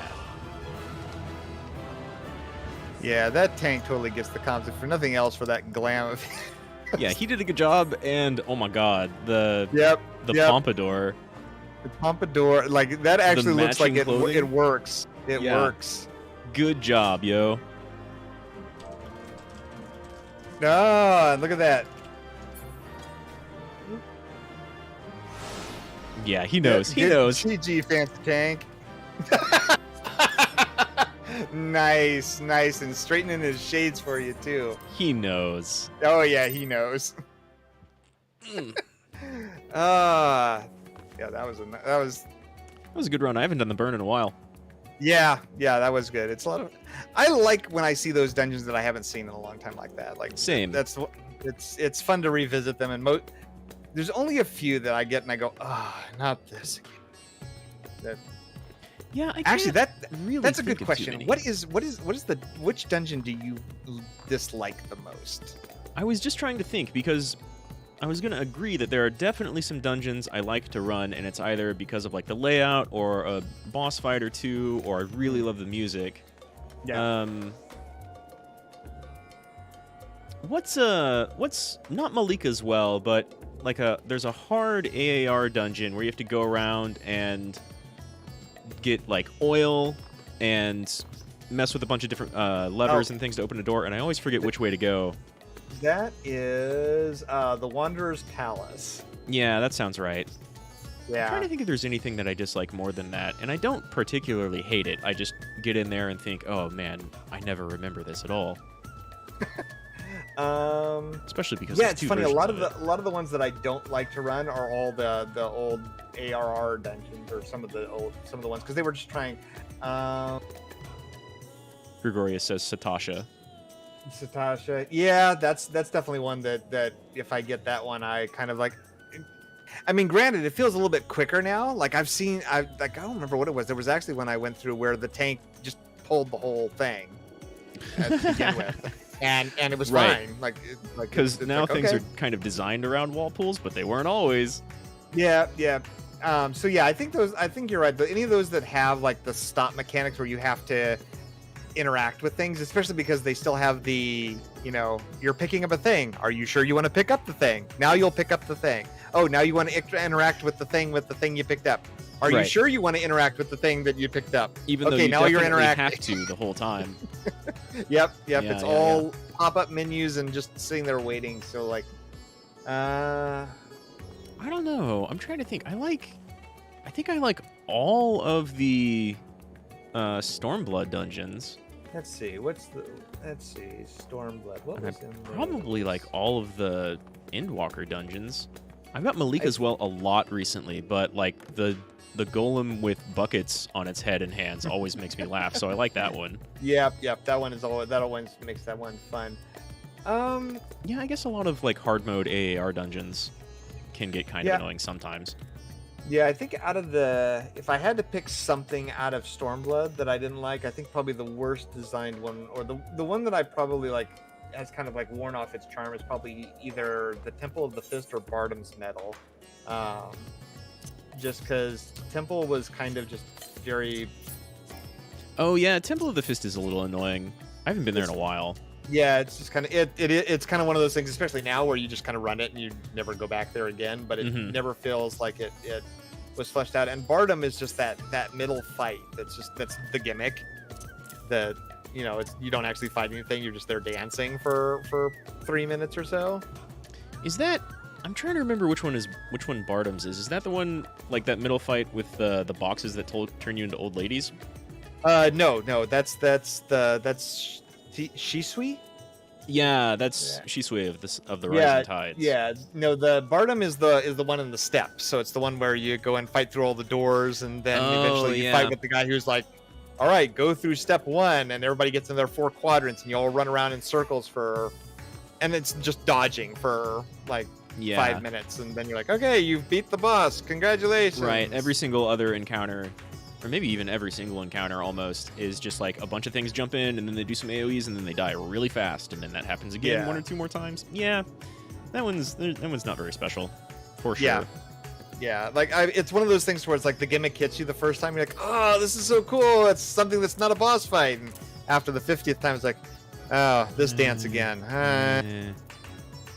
It's not even like a particularly interesting dance. No, it's one of those where it's like the first time you do it, it's interesting because it's something new and unexpected. But yeah, after that it wasn't. So, but that's of course like a very to say that that's the worst one is kind of setting the bar in some places for sure. Let's see. All right. Yeah, mostly I have dungeons that I really like, even if they're old, as opposed to like a few I hate. Oh, actually, let's do, because I'm about ready to. I'm getting really close to leveling up my paladin, so let's go for leveling with paladin this time. Sure. Maybe we'll get one of those old dungeons. Yeah, yeah. Well, yeah. Watch, we'll get Kitasha now that we've talked about it. Yep, it's or Bardom, one of the two. Yep, it's gonna be one. It's gonna be one of the ones that we're like, oh, this one.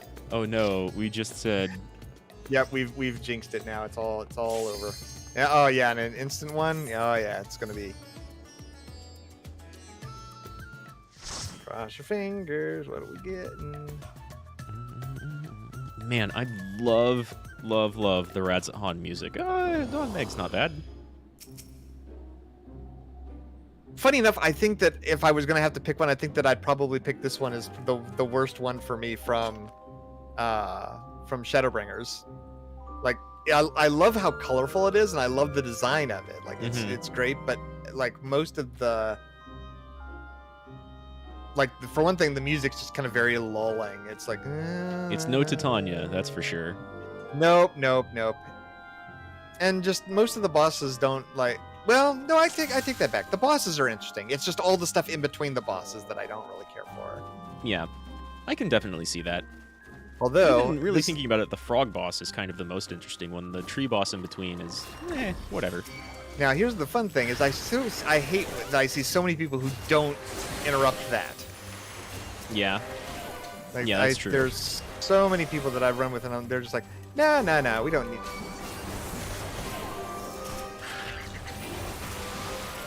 You don't need to interrupt that. What are you doing?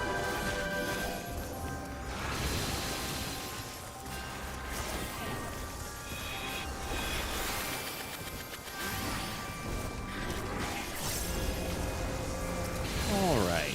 Got a lily. We should be good.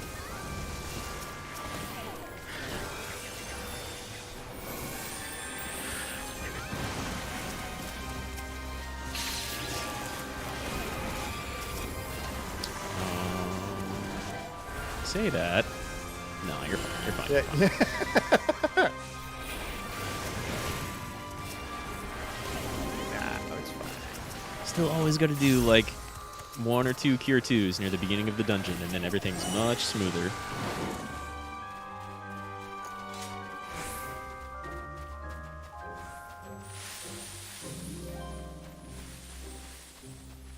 Yeah, I think honestly for this dungeon, it's mostly the music. Like the music is fine, but it doesn't give you that kind of grab of like, oh, I'm getting excited about this.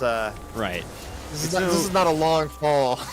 Right. Exactly. I was just about to say it's no twinning. It doesn't. Yeah. It's not really very hype at all. And it's not even some of the like cooler, more fun jazz tracks they have in the game. Yeah. Like, what is it? I really like doing... Stop paying attention for a second. I really like doing... You know what? Just full heal. What's the old library from, I think... Google? Yeah. Google. I really like doing Google normal because of its soundtrack. Yeah, I can do that. It's just different, but it's still kind of, sort of upbeat jazz. What's the one from Shadowbringers is like that I really like is the oh goodness, Amdapor, I think is not Amdapor. That's goodness, I can't remember the name of it. It's one of the dungeons where you're running through Amaranth at the end. But it's got a real jazzy, Is that Iander, whatever it's called? Yeah, that sounds right. One of those two. Well, I think they both have fairly decent jazzy soundtracks, and I was happy to see that they did that again with Smelton. That it has that kind of. Yeah, that's what I was talking about earlier. I really like Smelton's music. Yeah. Yeah. Well, I think it was I was mentioning that out of the 3 dungeons that came for the new one, Smelton's probably like my middle, kind of the middle of the two. Nothing is probably going to replace dead ends for me for a long time. I don't know if I've done dead ends more than like once or twice. Smelton's an okay dungeon. I really like its soundtrack. Yeah, the soundtrack is really good, but I've run dead ends way too much because I've been trying to get the minion, and of course it decides it's never going to drop for me ever. It's good old desire sensors. Yeah. God, that bonk. It does way more damage than it sounds like.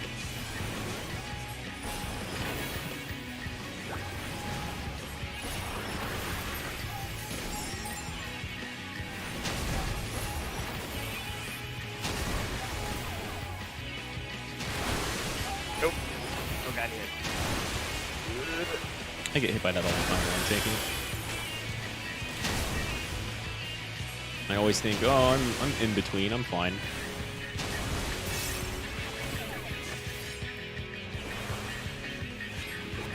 Double AoE heal. Still don't have my Afflatus Rapture. I guess we are at 74.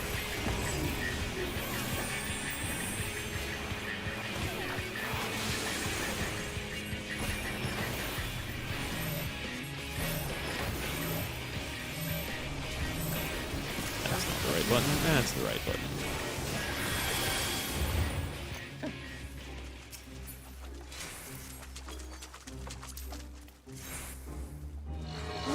Okay.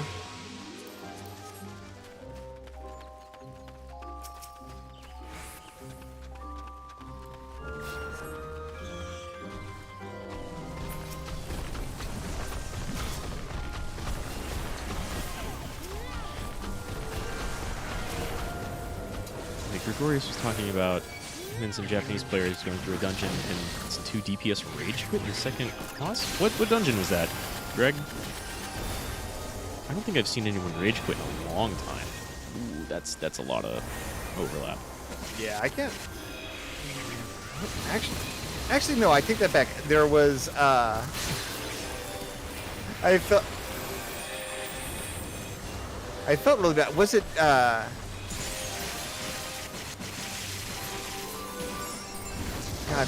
I think was it mine? I think it was on this character when I was clearing Zodiark for the first time, and really? I think we wiped once, and then it was an abandon.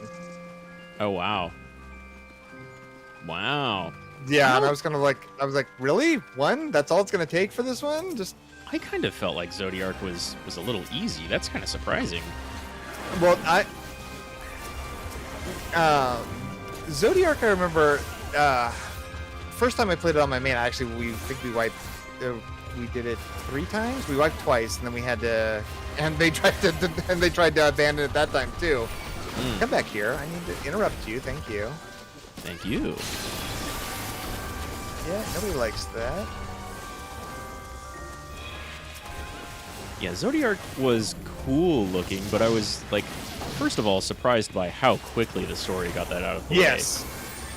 And then I can definitely see it being hard for some people because the whole like field shifting around a lot thing. Yeah. So if you go in there not knowing, oh, I don't have a lily, well, you're getting Benny. I don't want to cast a heal, I want to insta-cast a heal. So I can definitely see some people getting confused by that pretty quickly, but that one I picked up pretty Well, quickly. The nice thing is that if you thought that the regular Zodiark was easy, See, that's the one I'm talking about. Yeah. Yeah, no. If you thought that was easy, Extreme will be a absolute breeze. Really? Yeah, it was. It's almost the same fight, except they basically added a couple more things to it, and There's no like new surprise mechanics. Not really. There's just so remember how they had the behemoths that explode? Mm-hmm. They add in serpents that do a donut. Okay, sure. And that's pretty much it. Yeah, that's not too bad at all. Everything else is almost the exact same as it was for the regular fight. I went in blind. We got it on the first try. Oh no, we got it on the second try, but I survived the first try as the last one to die. I was so happy about it. I was like, look at this, I'm blind and I don't even know what I'm doing, and I'm still alive. Yep. That's some paladin privilege right there. Actually, no. What was I? No, I think I went in as I went in as the Reaper. Oh, okay. So I wasn't even the tank, and I'm still, because it was all just like, as long as you avoid the mechanics, you're fine. Yeah. I found it really easy to avoid, especially after, what's the big, like, I'm gonna say big angel fight in Shadowbringers, and that doesn't really narrow it down. There's the, I think it's just an 8-man. Innocence? Is it Innocence? It's the one that has all the portals. Wait. Fight with the portals. Was that the only one I remember that had the portals was in Eden? Well, maybe it was an Eden fight. You have all the different lasers that go through portals and then come out different portals. Yep, that was Eden something. Yeah, I remember that one because that one was that was totally my favorite fight from the Eden series, just because there was all kinds of like, all right, look behind you. All right, which one's the yellow? Which one's the red? Which one's coming out? Which one? Right. I spent a lot of time farming Eden and always got that fight, and that teaches you to just constantly be looking in every direction for fights like that. Yep. So when it came to Zodiac, that was actually pretty easy. You were ready. You were like, no, we're good. Yeah. Well, I've done this dance before.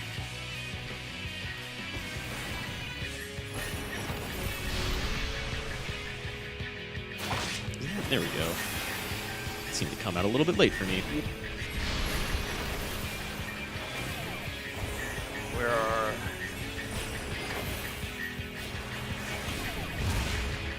Grow, Lala, grow! For one time I actually get to be...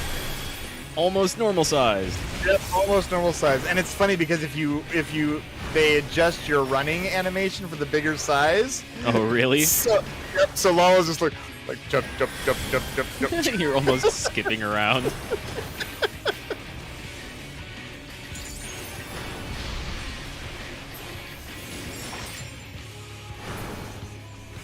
Nice. You were finally waist height instead of knee height. Yep. Unfortunately, everybody else went the same height, so I'm still... Yeah, relatively the same.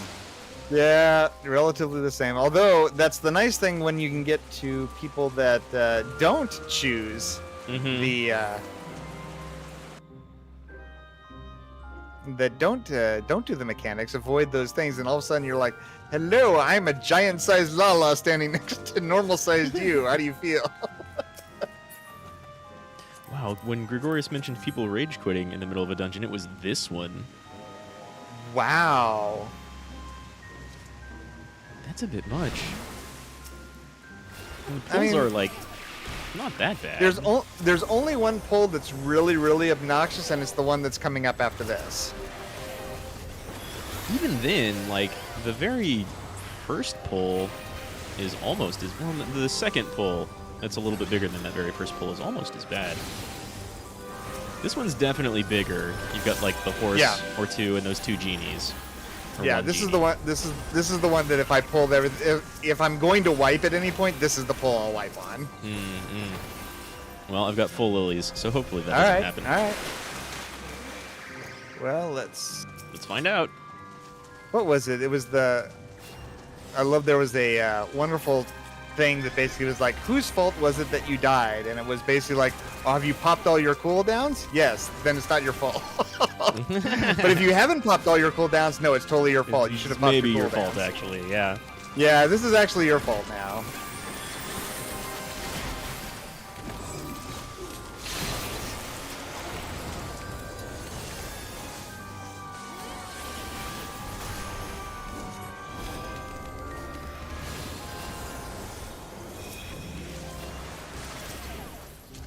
plus I still have the one nice thing about Paladin is that you always have you have your own poop button.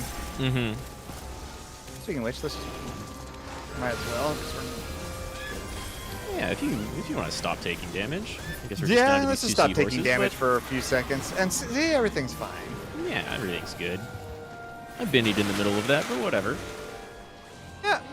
It's what you do on the dig pulls. That's why it's there. Well, I know. For some reason, a lot of people try to save that for like emergencies, and I'm like, at this point, you should know the dungeons, or once you've actually cleared it, then you should know it. Yeah, it's maybe going to be off a cooldown by the start of the boss fight, but definitely in the middle of it before we get that far in.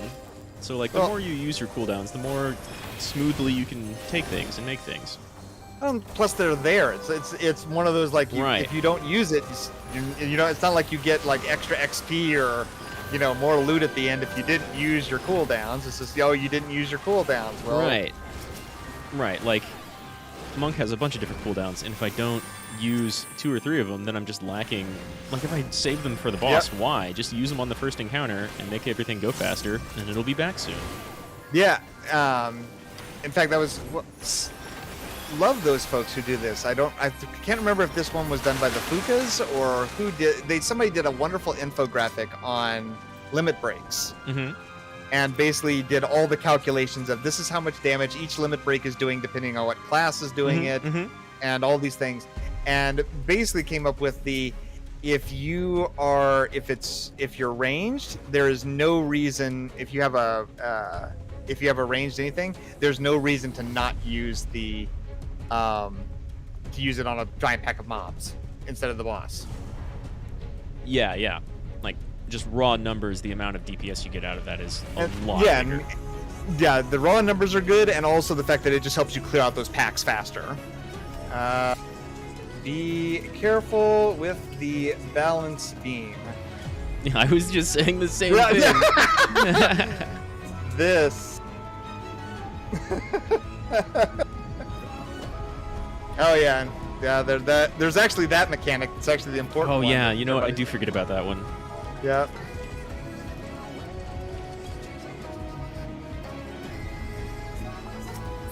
I only ever remember the balance beam.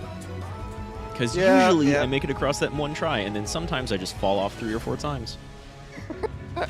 Yeah. Well, as always, we'll go with the whole. Let's see who's getting featured on Lulu this week.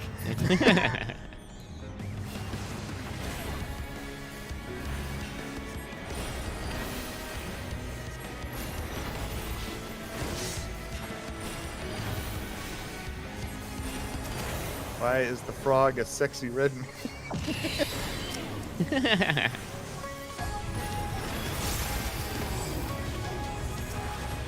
Oh, no, just look away. Not the... Oh, hey, guess what I didn't do? This is the stand behind him one. Yeah. All right, well, whatever. That happened. Here, It'll be fine. Have a pity shield. All right. Have a pity group heal. Yep. Oh, here we go.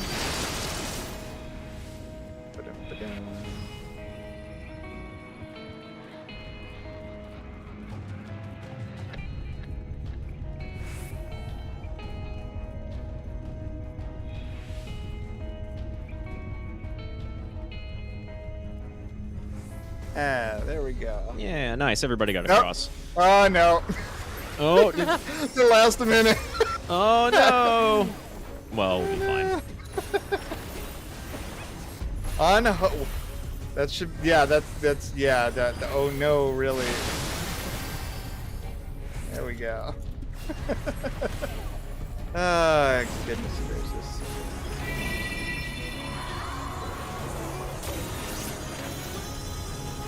And now he's a totally different boss. That we've all seen before. That we've all seen before a couple of times, yeah. Actually, it's even funnier because one of my,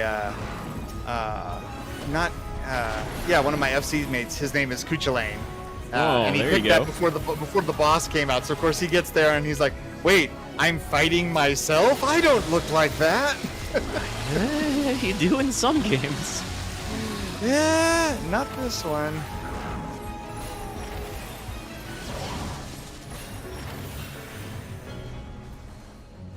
I was always kind of happy to see Kucha Lane stuff, but I'm a big Tactics fan.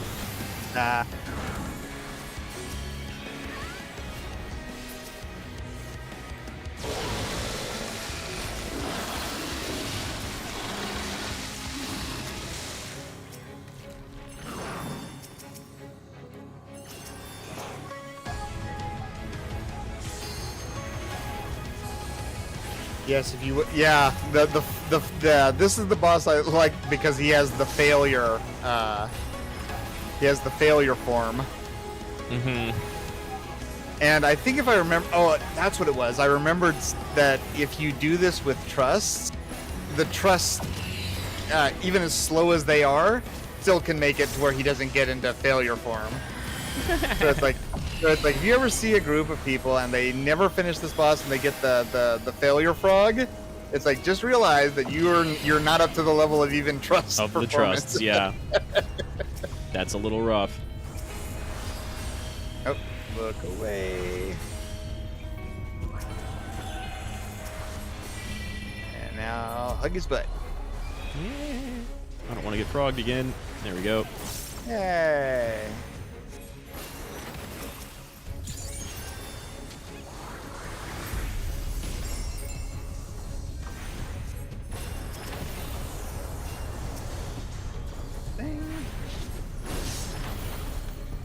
No, a big attack.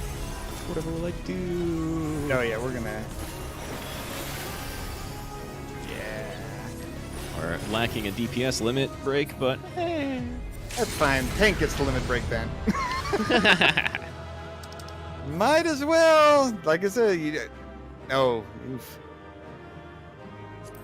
And that's a who has a house? Not me. Actually, no. We do have a house, but we have our guild leader takes charge of decorating. yeah, that's kind of their right if they want, as long as they're the ones that got the house. Did they? I don't remember if they did or not. Oh yes, no. I thought it was good. Yeah, they got one house and then found our other plot and then said, "Yeah, I know we just moved to this one place, but we're gonna move to another place now." So, but it's and I know she wants to up. I know we have a small right now, and she wants to upgrade to a. Well, she wants to upgrade to a large. Is what she wants to upgrade to. But of course, I'm one of those people that think that like it's too big. Yeah. Like there's, and I found this out. This is the really interesting thing. So if you get a small house, your house holds 200 items. Mm-hmm. If you get a medium house, it holds 300 items. And if you get a large house, it holds 350 items. Oh. Yeah, not the same amount of upgrade. I mean, that's nope, and it's because of the I'm sure it's because of the architecture or whatever it is on the server side, but I know a lot of it but it's like still twice as much room each time.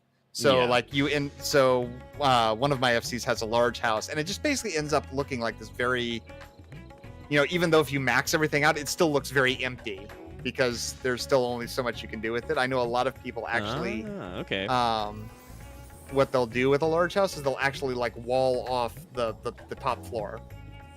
So they just shove everything in the bottom and make that real right, fancy looking and cluttered. Yeah, so they can have more housing stuff in the bottom 2 floors and then square everything off from it. But yeah, there's and plus our FC only has like I think 50 people in it, so it's not a large group to begin with. So it's one of those where like, oh, we really want to make this place feel empty, nobody's here, right?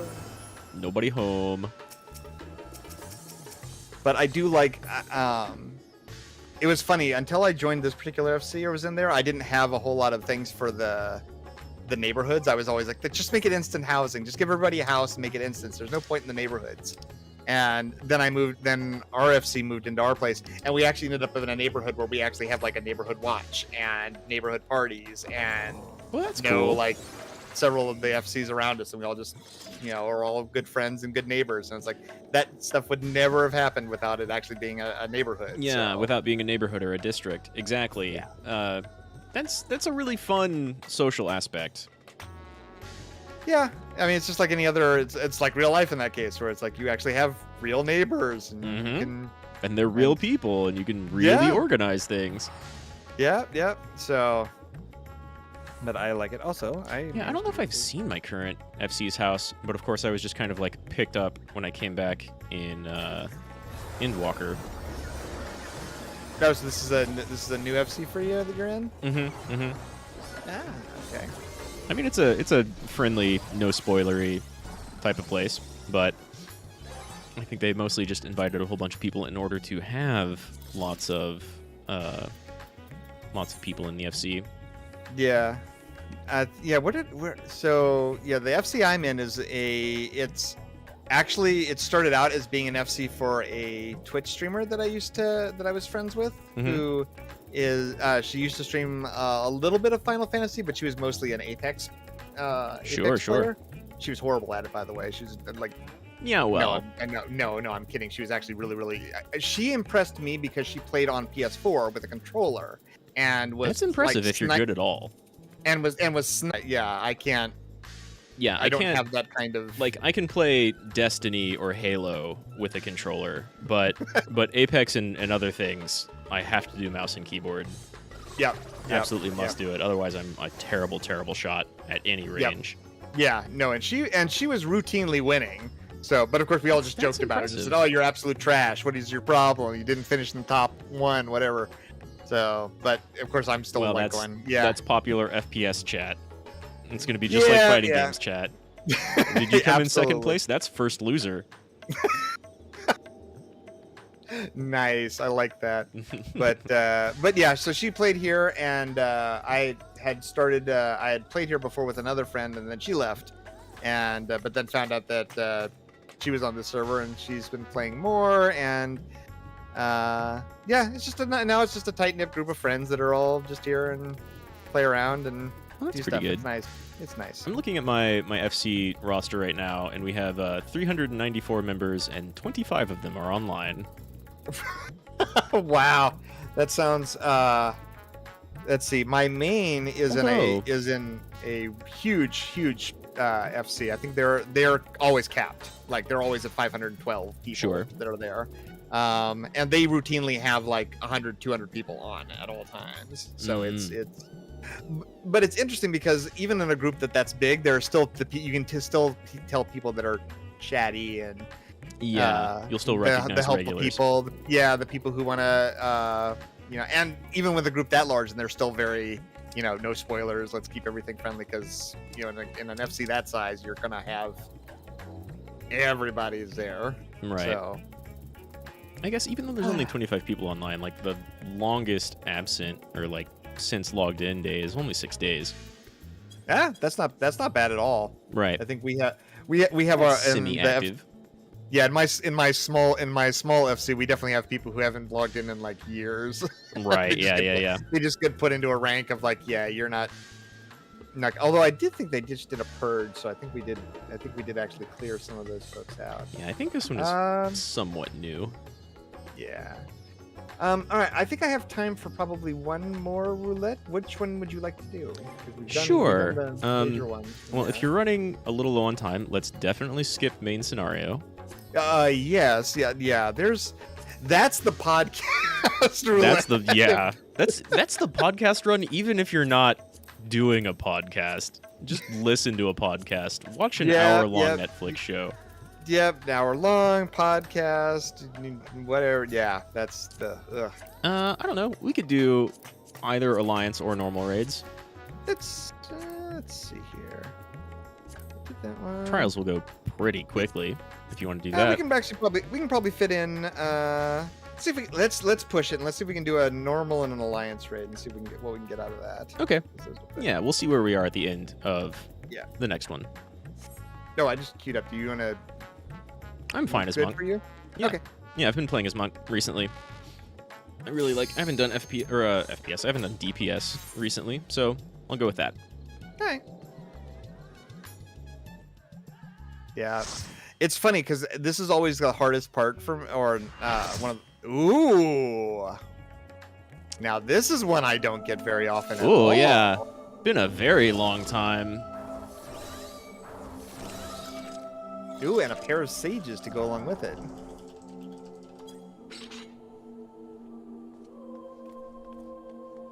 Oh, and we're definitely getting a newbie bone. Oh, speaking of which, let me check my cat book. Oh, you're right. You're right. Oh no, the black mage by the looks of it, and maybe even one other. I didn't catch it, but our black mage is new. Oh heck, be right back really quick. Okay. I was about to go pull, and I was like, let me just read chat and see if anybody said anything. Yeah, somebody said they were AFK for a moment. So, good to read that before. And is it a? Hopefully, it's not one of the healers. No. Okay, let's see. What else do I have? What do I have left to do on my cat book for the week? I should really do that more often. I'm horrible about it. I constantly forget it. Well, of course, I don't. I feel a little bit bad about it because I'm always juggling 3 characters, so I hadn't have a problem keeping up with which one's done what and which one's completed and which one's there. But yeah, I always feel bad if I. Somebody bought the $250 emote that comes with a free statue. Oh, is that what that float just was? Yep. That is the emote that you get if you purchase the Omega statue.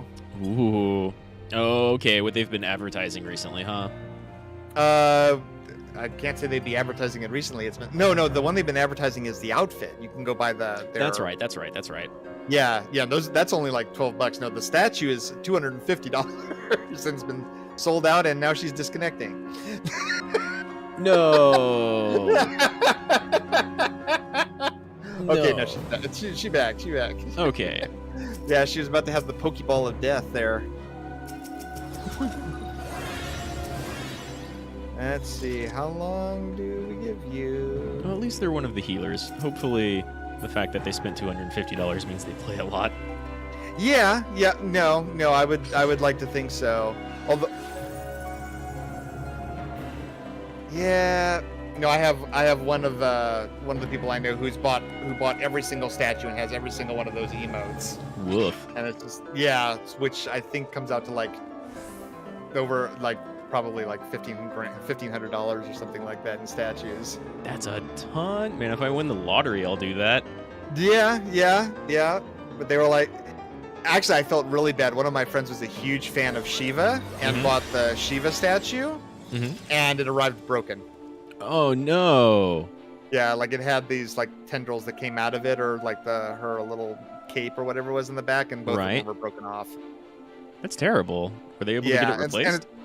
No, because they only made a limited number of them, so they had nothing to replace it with. So it's like, you can go and glue it back together. Fix it yourself, sorta. Yeah. Ouch, that sucks. Yeah. But he still got the emote, so that's what he bought.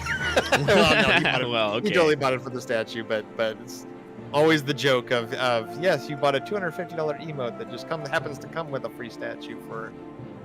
I mean, it's not a lie. They do still have the emote. Yeah, let me I'm gonna do a ready check just in case. I think we might still be missing. I think he's still AFK, but we're gonna do the check without checking. Right. Oh, it's not complete yet. Nope. He's still the only one that hasn't clicked it yet. So, which is fine. I don't mind waiting. I don't either. No. This is the nice MMO. We can wait a little bit. Yeah. I mean, maybe they went to go watch a vid on Midgardstormer. I could probably use a refresher. I don't remember this fight at all, really. So the thing to remember is that if he does 3 patterns. He'll do a circle and then another circle, and that means it's in an explosion in the middle. Okay. If he does a circle and then a flip, it's a donut. So get in the middle. Okay. And if he does a flip and a flip, it's a cross pattern. So get into the corners. Okay, that's not too bad. And a few stack mechanics.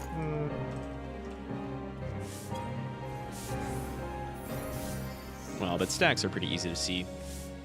If I remember correctly, this is it's a multi-stack. So if you stack and then it hits a few more times. So it's one of those like, don't run away immediately because right, stuff happens. Well, that's kind of mimicking Bahamut. Yeah.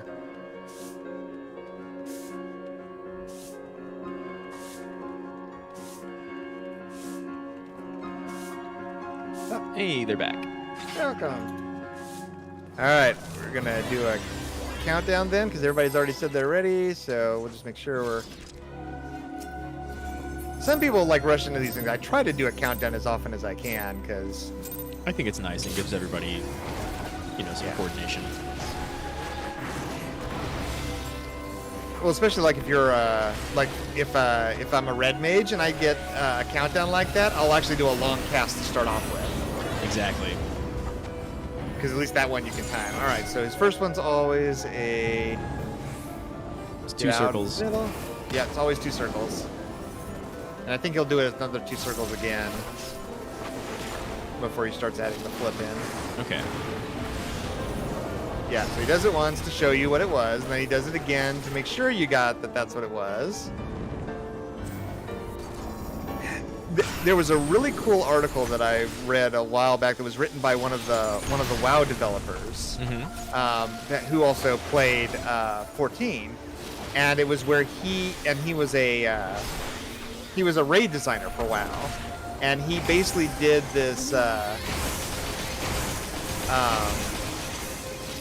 It's one of the reasons why I like Thornton so much. He did a mechanic by mechanic breakdown of the Thornton fight from a designer perspective. Okay. And was basically like, this is why this fight is so good. And it's one of the things that ever since then I've seen them do constantly. It's one of those things like once you see it, you can't unsee it. Is that the game always does this show it, is they do the show it, and then then we'll do variations on it. Yeah. So they always do the mechanics in a way that where you can still get hit by it, but you'll be able to take the hit the first time. But then they just kind of like repeat on that, and then they'll be like, okay, I've shown you mechanic A, now I'll show you mechanic B. Now here's A and B at the same time. Now here's mechanic C, and now we're doing A, B, and C at the same time. Now 1, 2, and 3 in a different combination and so forth. Yeah. Now that you've learned, we're gonna start mixing it up. Yep. Now we'll start doing some variation. All right, corners for this one. Right. There's the double flip. Oh, a little bit bigger than I thought. Still got out though. Yeah. Well, he has it turned catty corner for some reason that I don't know why. So it kind of.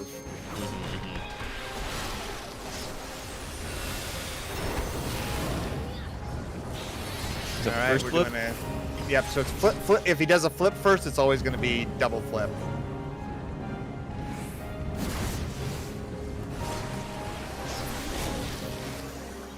Okay. Right, those are big, and now it's the cross pattern. So. And avoid him across one of the edges. So just one X, the other. Again, I played plenty of Boston. That's nothing. Yeah. Now, is he taking the? Yeah, he's gonna take the boss. So we just take care of all the nails.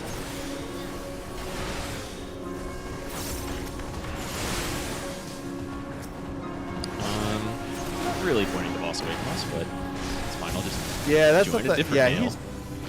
He's pointing the boss towards his own nail. Out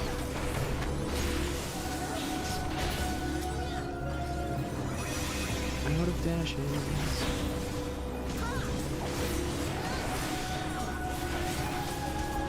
No, take it towards my nail. Right. Keep you and your cone away from me. I don't care if I'm the other tank.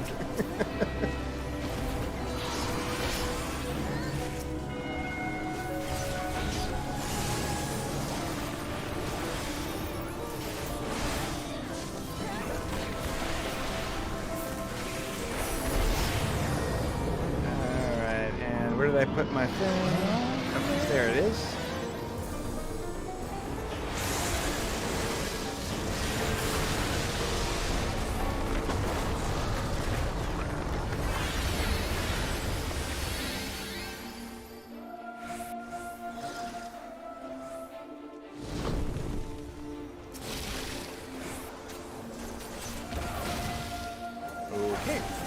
that way. Sure. Back in. Sure, why not? Yeah, slightly different direction this time, but we're here. Yeah. It's like, all right, sure. Doable. Yeah, it's like you're the main tank. You do what you want to do there, as long as it's.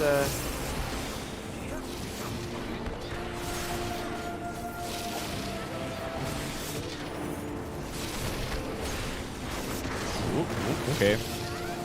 Bye, Black Mage. We can reorient. Black Mage who maybe didn't move when that edge of the screen marker appeared right on top of them. That's fine. Nope. I play Black Mage. That happens. Sometimes you just stare at your bar. Yeah. All right. Freeze time. Let's see what he's doing. All right. Circle. It's either going to be in or out. It is. Out. Get out the middle. Oh, and I was just a second too late. That's fine. Wow, I love all the healer arrows coming in immediately. Bing, bing, bing. All right, cross.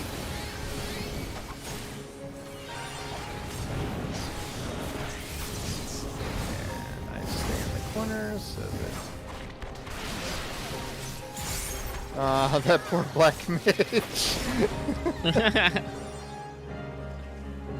where's he coming from? Oh, he's coming that way. Oh, of course, and you're.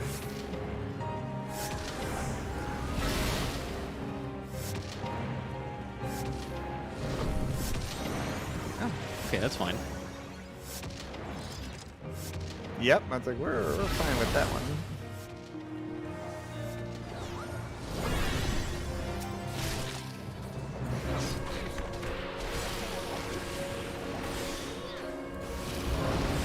Up, cross again. I'm gonna get in that other corner since nobody else is there.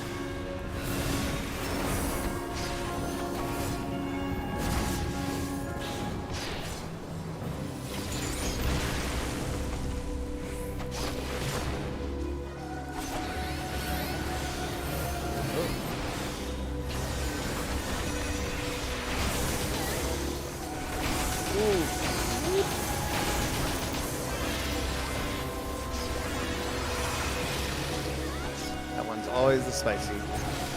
Yeah, that one stings a little. Riddle of Earth, even though that's not a thing that I normally do ever. Yeah.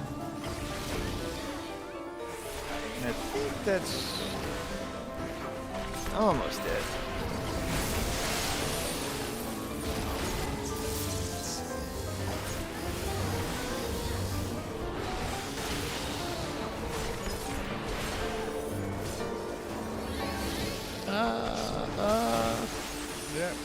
Wanted to scoot away from that blizzard. Someone slid that right on top of me.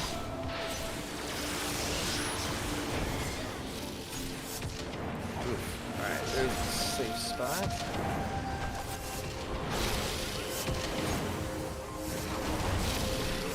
That's no longer a safe spot. Yeah, it's increasingly less safe. Oh.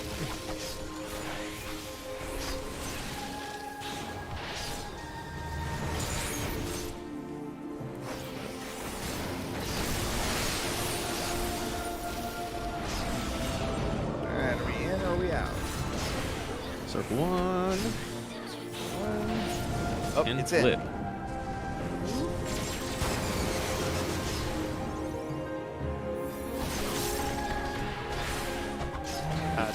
Reset my rotation. And also, who needs limit break yet again? Yeah. I was thinking about that a little while ago. The other healer beat me to it. I was thinking about the limit break a little while ago, and then like the flips happened. Yep. Oh, and don't need to worry about any of that loot. Exactly.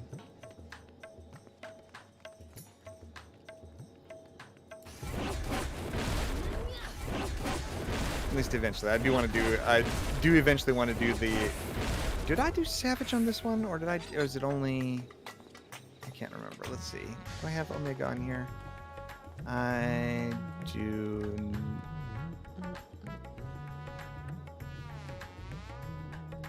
No, I still have to do the Savages on this character. because I definitely want to get some of the Omega armor pieces are still really good looking. Oh my goodness. Yeah, some of them look great. Oh wow. Yeah. Meanwhile, this guy another pompadour. Speaking of the pompadour. Wow. It looks great. It looks great on some people, but then it's on a Lala, and you're like, Well, and the other guy was matching this Lala. He That's was just pink. He's hot pink everywhere except for the pompadour. Yeah. Like he's got hot pink pants and shirt and mustache. And okay. And then there's the. Then there's the like moss-colored pompadour. I guess it matches his one glove. That's loud. That's certainly still loud. It is that. All right, yeah, we've got enough time for our Alliance Roulette and then we should be good. Okay. All right. If we're gonna do Alliance Roulette, I'm gonna go Dancer because Peloton, and I don't lose as much. Though I won't have dance partner. I'm actually gonna go as. Well, I think I'm going to start off as Black Mage just because I like my Black Mage glam, and I want to wear that for a while. It is a nice looking hat. Yeah, When last raid tier's gear is glam. I think that looks pretty good, actually. Yeah, it's a really fun looking thing. So, and for some reason, I happen to know way too many people lately that just have, like, I knew somebody who played through Endwalker all the way to 90 as their Black Mage and is now retired and doesn't like it anymore. Oh, really? She's like, I don't like, I always am getting hit by everything because I have to stand still. And I can't move around. I can't move around. That's Black Mage. Well, yeah. That is Black Mage. You get 2 skills, or like 3 skills, kind of. You get your ley lines, and then you can hop to somebody else and hop back to your ley lines. Well, here's the thing: is like, and this is what I think a lot of people are missing out on is the whole triple cast thing because they gave you another stack, and of course, like that's literally your mobility button. It's you need to keep casting while you're moving. Right? Yeah, that's true too. Your quick cast and your triple casts are not only critical to your DPS, but they let you move around a little bit. Yep. So I tend to, funny enough, I haven't gotten obviously I haven't gotten to 90 yet, so I don't know how the rotation changes if at all. But it's like not, I know from it's not as drastic as previous changes in rotation. Like whenever things would they'd give you a new skill or 2 and that just completely changes, or they give you a new thing on your meter essentially. Yeah. Paradox is cool because you can either instant cast it while you're in ice phase and it resets the timer on ice phase. Nice. Or you can you can't instant cast it in fire phase, but it does reset the timer on fire phase, unlike Fire 4, and it can do the fire starter proc where you get the instant free Fire 3. Yep. So that this tells you so much about the Black Mage skill thing is that you have all your buttons wherever, your buttons. If this is Crystal Tower, I'm taking another hit. All right, well, we get to do Diablo. Yeah, you lose on. But yeah, I always look at some of my skills, and most of the skills that are there usually get put on the bar in kind of the order that, for the most part, in the order that they appear. Mm-hmm. And yet the Fire 4 and Blizzard 4 are always on my top bar because they're just you just use them so constantly after 60. Yeah, I've got all of my for controller. I've got all of my fire and ice stuff on face buttons, and then fire is just R and ice is just L. Oh, that's nice. Someone's hanging back.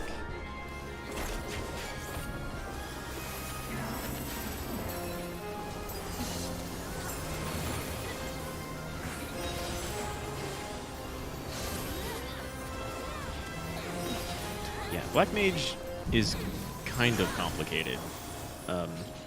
There's a lot to juggle, but once you get a feel for it and memorize your positions, it doesn't. I don't know. It doesn't feel like there's a lot, especially since I think the biggest thing for me was when the previous one where Enochian was a skill that you had to constantly keep up and recast and so forth. And of course, if you cast and then immediately lose it for whatever reason, you're screwed. Yeah. So I'm a huge fan of the new one. It's just where it just ticks down automatically. Just cast it and go. Just cast and go. Right. Exactly. Are you in a phase? Okay, it's going. Yep. Yeah.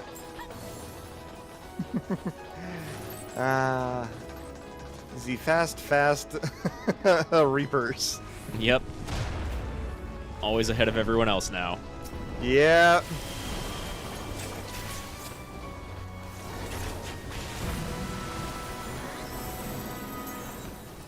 But that's fine. Man, I'm a terrible, terrible dancer. I didn't put a dance partner.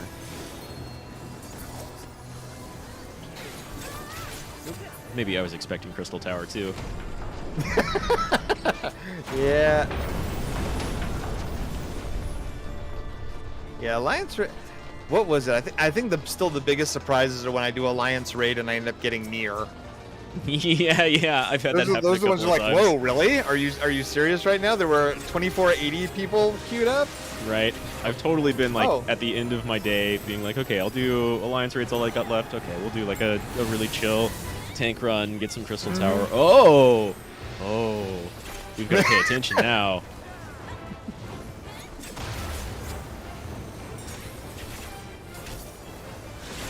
Of course, he flops right on some ley lines.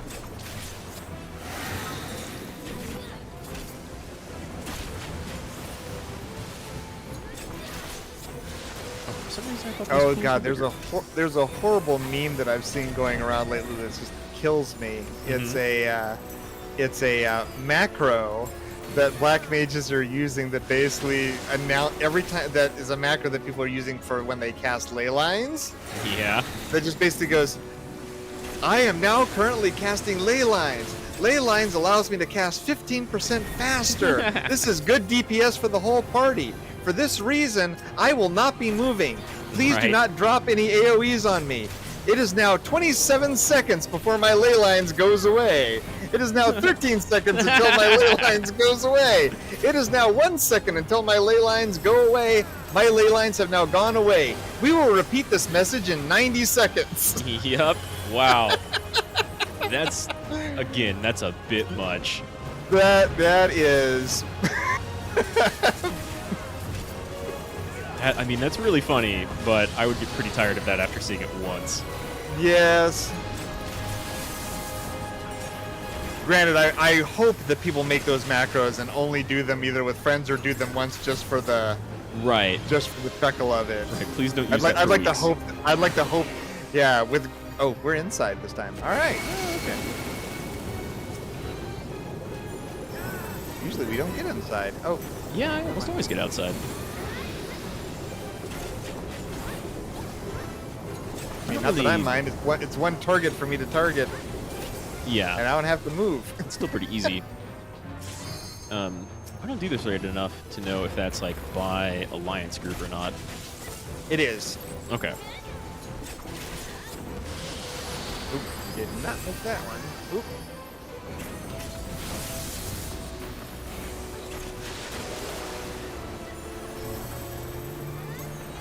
Did I see? Did we get? Are we getting that? Yes, we are getting a newbie bonus for this one. Oh, nice. I think someone said, I forget if someone said they've never done this before or if they've never tanked this before. I know one of the tanks has never tanked it before. But it's not, this isn't like too terrible of a tanking job. No, this one's fine. Funny enough, the thing the thing I had really hoped for this when they did the squishing for everything. I'd really hoped that they would have tuned the original raids a little bit more, like the Ancients and Circus and World of Darkness, because it still pains me to this day that especially the second boss of Circus, that you never see his mechanics at all. Never. Like, none of them. I hate the fact that it took me like a year to learn that he had a second phase. He has 3. Yeah. Yeah, like you'll never see that. Yeah, you just don't get through them all. He's completely he's trivialized. He's not a threat at all anymore. Yeah. Which is a little sad because he can be. What was it? Scylla has a what? How to describe it? She has a phase like. So remember Labyrinth of the Ancients? Everybody has to go back to your panels for Ancient Flare before it blows everything up. Scylla does that. Yeah, that's crazy. I've absolutely never seen that, and probably never will. Yeah, no, you have. That's what the electricity things that you take on the outside are for. It's supposed to set up that barrier so that when she starts casting it, you can basically trap her in her own. And now everyone just knows it as like, well, that's how I get the orb off me. Yeah. No, people don't even know that. I've seen so many people just let that orb just explode on them. Yeah, that's fair. That's fair. And some of that is not knowing, and some of it's like, well, this is. Yeah, what else? What are you gonna do with this? I'll just let it hit me. It's fine. It's not a freezing orb. It's fine. Yes, instead it just does like a third of damage to the entire raid. But you know, gotta give the healer something to do. Healers adjust. Yeah, exactly. There's the classic healers adjust.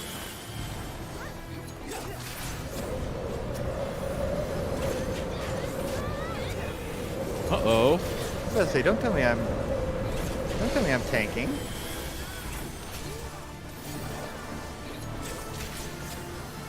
Actually, that is one of the memories that will stick with me for a very long time. Was one of the very first. It was back when Labyrinth of the Ancients first came out. Yeah. And everybody's new to everything. It was the very first Alliance raid, and everybody's doing anything. And the very first one I went through, I will still remember that we all lined up, and everybody's like, "Well, what the heck do we do here?"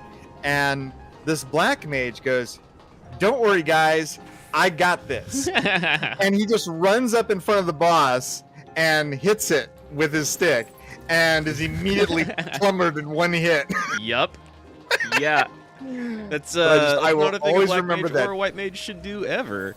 Yeah, but I just will always remember the gusto of that guy. "Don't worry, guys, I got this." I mean, at least that's funny. That's pretty good. Yeah.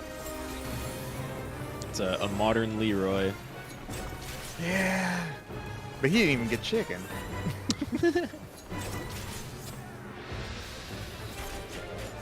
Oh, I forgot. I need to watch and see which one gets the Now I'm actually casting magic. I need to actually look and see which one gets the magic vuln. Right. Or the not magic vuln, they get One's like invulnerable to melee, the other one's invulnerable to ranged. Oh, and it's not doing it. There. Oh. No, maybe not. Oh. There it goes. There we go. There it goes. He's okay, but it's ranged attacks. That's fine.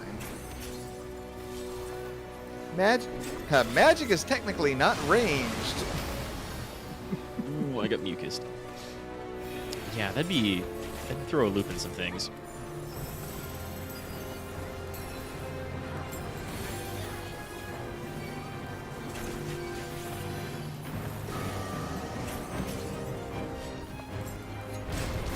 Oh, we got. Oh. Teeth. Let's not get eaten. Despite how funny it is. Can a tank take the tree? No, because people are not. Yeah. Oh. Yeah. Now we gather. Sawtooth is out of my range. It's fine. Oh, Jeffer. Icarus, you poor person, you flew too close to the dog. Oh wow, yeah, and our party too. Iku, no. Save the squirrel, taunt the tree.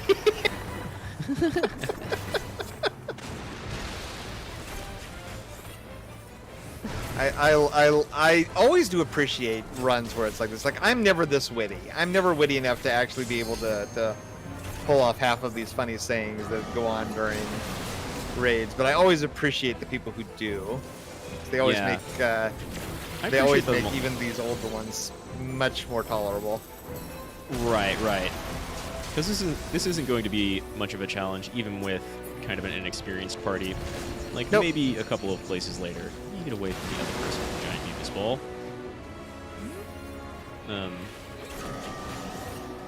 But yeah, it's nice when even if you have a bunch of people who don't know what they're doing, you have instead of rage, just people joking around. Yeah.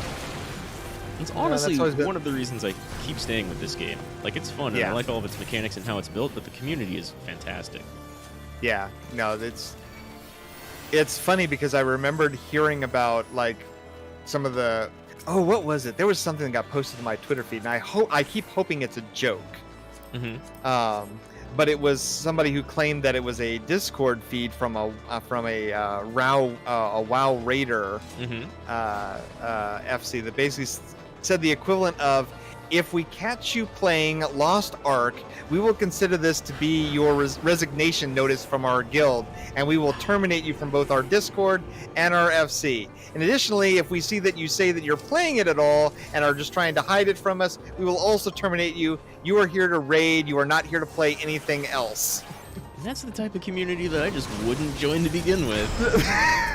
But of course, but from what everybody was saying, like, that's slightly common for anybody who wants to do, you know, in-game stuff there. Like, I'm sure there are, you know, fun raiders, but like that mentality just does not exist here.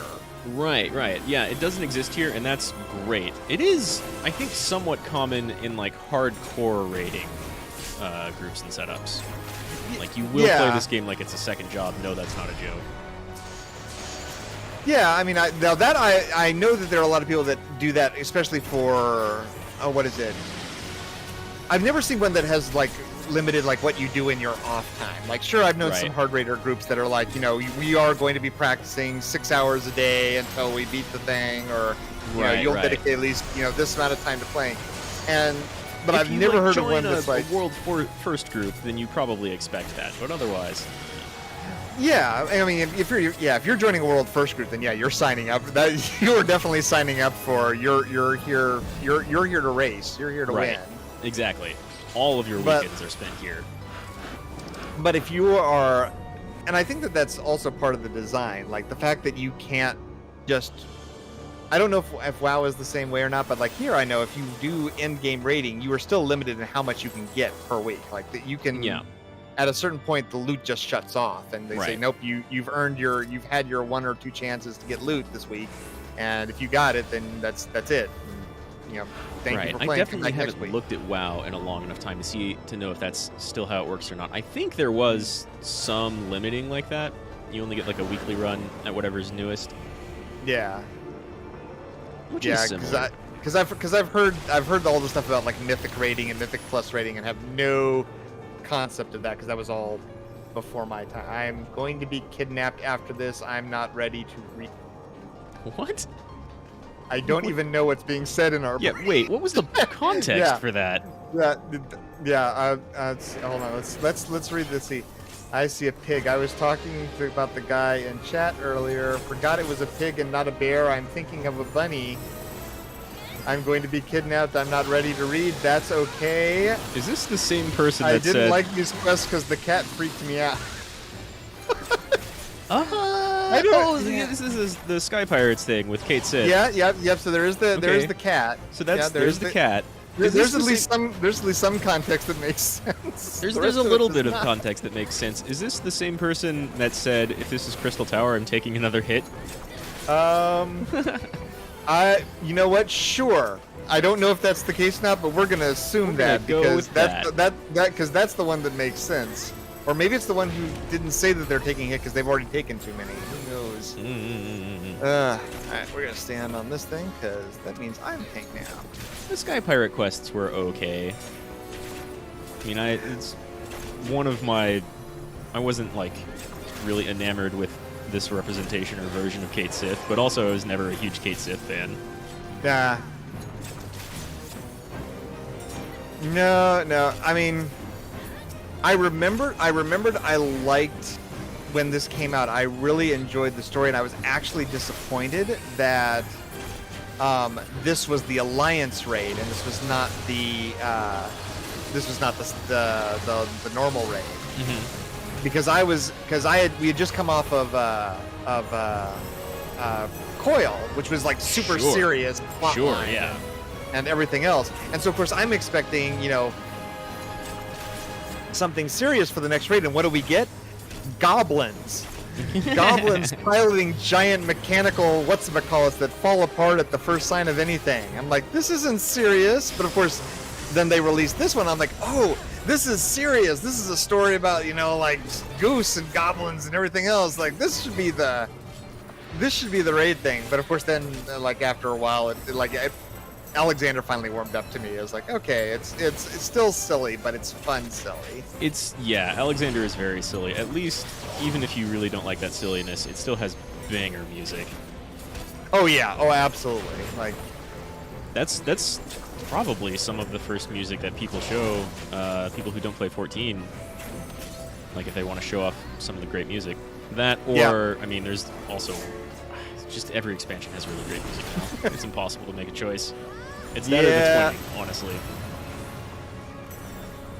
Well, I don't know if I'd show up the twinning so much because of the, I mean, even though, yeah, it's a nice, the meme is funny and everything, but of course that's also like one of the, at that point it was like an end-game dungeon, so it's like, see this cool dungeon? See this cool music? Yeah, you're gonna take 120 hours of playthrough to get to it. Have fun! Well, yeah, that too. We're 2 people down. Yeah, wow. Alright, that, yeah. Well, we do have new people, so that is a... It's true. That is a thing. Oh, I'm gonna... Come on. There we go.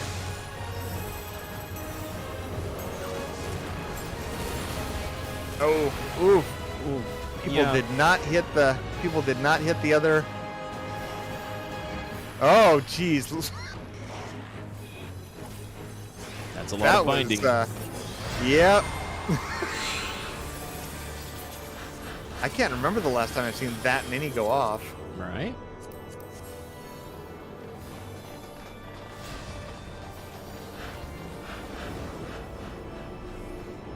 Oh, wait, did I actually say that correctly?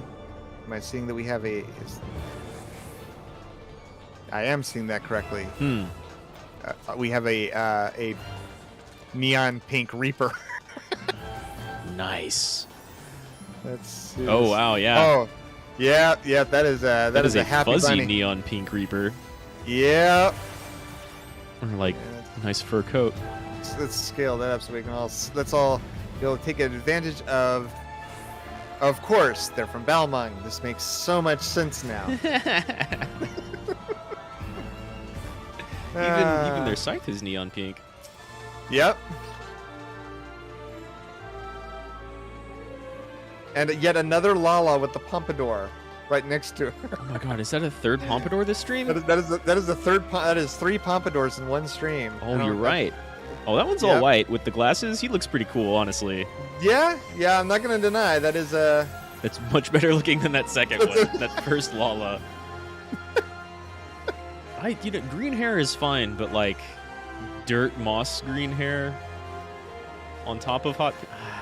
Yeah. Do we? I'm okay with being loud every once in a while. I just ran up to it like I was a Reaper and started hitting my 1 button, going, "Why am I not attacking this thing?" Yeah, we've been at this for a little bit. That's fine. Oh. I don't have my go back to ley lines button yet. I should have just shielded. You still dodged it. This was a waste of my time.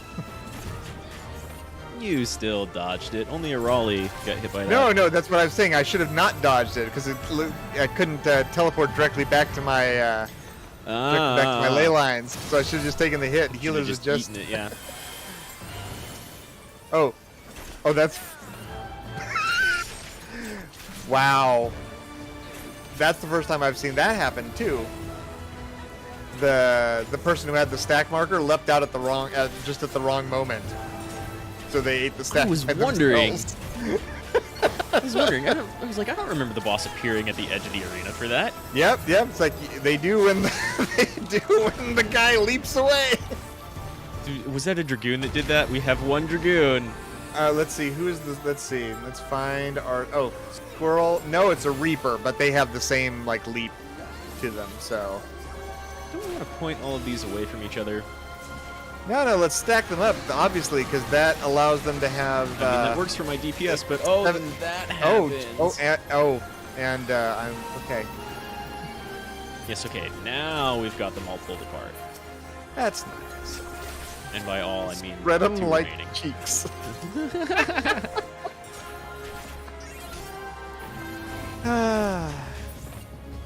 Even more accurate, since they said that after there were only 2 left. Alright, now crawl back.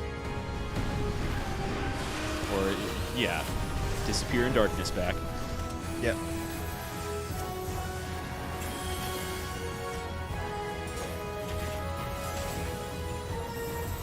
All right, let's just see. I'm gonna pick this spot. This is my spot now.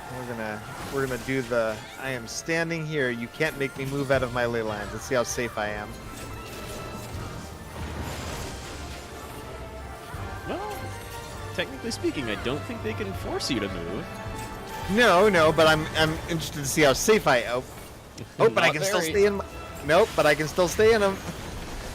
Oh wow, were you in the middle for that? I had to go on the edge, but it's still in there. Still ley line covered. Still ley lined. Very, very nice. Oh.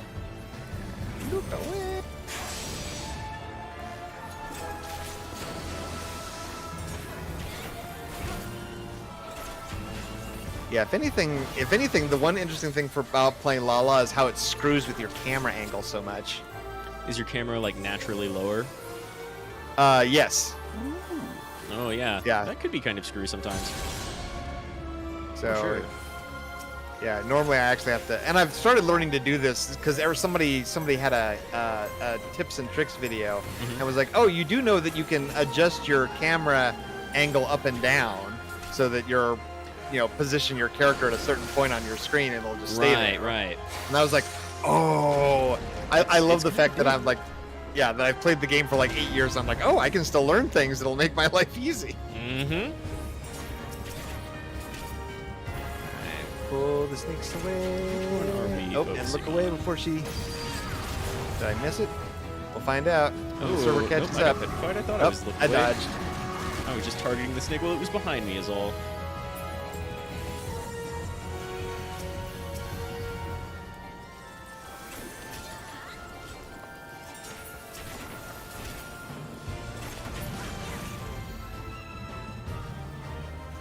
Yeah, no, I think that's been probably the best thing about playing this game for as long as I have, is just seeing watching things, how they've evolved, and just how better the team has gotten at making these kind of encounters and things.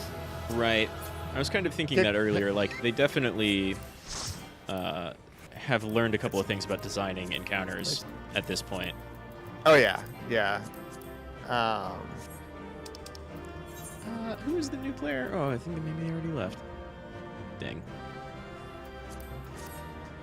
But Sophie will get mine because she actually raised me. So after I died a pitiful and horrible. Usually I commend the tank or the healer, especially if they did even a halfway decent job or didn't screw up. But I like giving it to new people too. Yeah, new people are... I try to... for the most... I remember, for a longest time, I always used to meme. It was always the, who is the worst person on my team? Cool, you got calmed on that one. Did you die 5 times? Pity calm for you. But, yeah, most of the time I try to pick out if it's whoever I think did... I mean, I try to do it like it's supposed to be done. You pick out who you think, did a good job.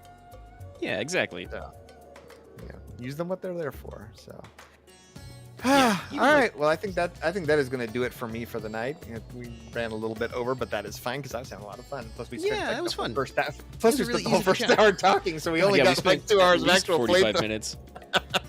At least 45 minutes just talking about stuff. We didn't even get around to hey, so what's your favorite Final Fantasy outside of this? Conversations. Well, we can do that next time. Yep, absolutely. This was a lot of fun. I'm glad. So let's all send a thanks to Greg for suggesting this and getting us all connected. For thank you, Greg. This was a lot I of hope fun. your internet hasn't died on you and you're still here. Yeah. Well, he keeps popping in and out, so I'm hoping that he's here for the last part of it, or if nothing else. That's the one thing I like about YouTube is that you can always just go back and watch it again later, and it's Yeah. actually easy to watch, unlike that other place. Yeah, it is really nice that we get like our videos kept around. Yeah, that's good. So, Well, that was a lot of fun. All right. Yeah. Absolutely. Thanks very much So yeah, I'll just say thanks very much for teaming up with me for this. This was fun, and I hope we get to do it again really soon. Yeah, for sure. I don't really have many plans for like any more 14 stuff, but I'll probably do like Reaper or Sage streams, I guess, soon, because I haven't tried those jobs out yet. Yeah. But yeah, same. It was fun. We can do stuff like this again. That'd be great. That'd be great. Oh, Greg said he's still here, but dying with his internet. Yep. All right. That's the way it usually goes for that. So, all right, I'm going to go ahead and cut off my stream now and say thanks everybody for watching and doing all that fun stuff. And as always, let's do the fun pop-up that says that, for either of us, if you liked any of what you saw on either of our streams tonight, make sure you hit the subscribe button, hit the bell button, and all that kind of good stuff. And please like and subscribe. Yeah. Smash that like button. The YouTube meme. Yeah. That's well, it. thanks a bunch, Kitasha. We'll definitely do this again. Thank you very much, Rad. It was a great pleasure, and like I said, we'll have to do this again very, very soon. Sure, hey. I'm down. All right, have a good night, guys, and we'll see you all next time on all of our respective channels and stuff. Bye, Kitasha's chat.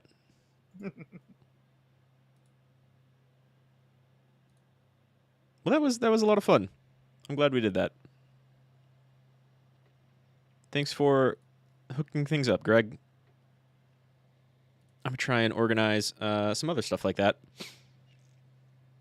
with various other Twitter peoples, but Kitasha's great. It was fun talking to him. We can just kind of chat back and forth. Real easy.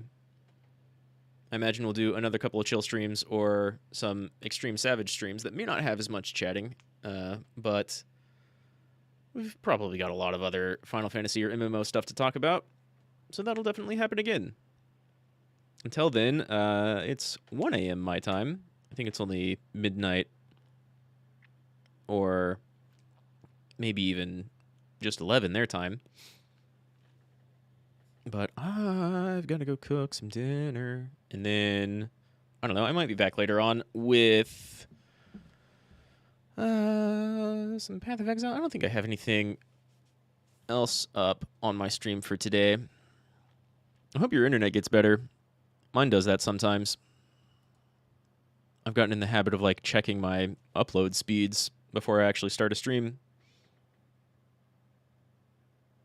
It started off like a podcast, that's for sure. We could do that pretty easily, I bet. Let's just go through and talk about every Final Fantasy and what we know about them. And I can talk forever about like 6 and tactics. Well, but it's good that he likes yapping, honestly, because like I've gotten in the habit of just kind of, I'm going to say running my mouth, but not in like a negative way. But it's really nice to have someone to go back and forth with. You can kind of bounce off each other, and that makes it a lot easier. So I like that. I like that a lot. It was fun. Thanks again. I do have, let me look at my schedule. I don't have any, like I said, I don't have any other 14 content planned immediately, but I think I am going to be playing Everhood. Yeah, coming up on Saturday, and that game looks dope. Speaking of like games with great soundtracks, everything in Everhood looks like it sounds great. I don't know if you've seen that before or not, but man, I'm looking forward to playing that. I watched like an hour or two of another streamer I like playing it and said I have to stop because I want to play that. And so that's coming up on Saturday. Tomorrow, I thought I was doing Inscription tomorrow, but I've got like Path of Exile on my schedule. Maybe I'll just do both. We really synced or cynics? Either one. I think we were pretty positive. So yeah, we synced up. We can easily talk about 14 and MMOs. I can talk about games all day long. And it sounds like he can too. So that's great. I could do like some earlier streams and then every once in a while do some more 14 with Kitasha. We both played WildStar. That's kind of wacky. I don't think a lot of people really played WildStar. Yeah. I think he's more talkative than I am, which is fine.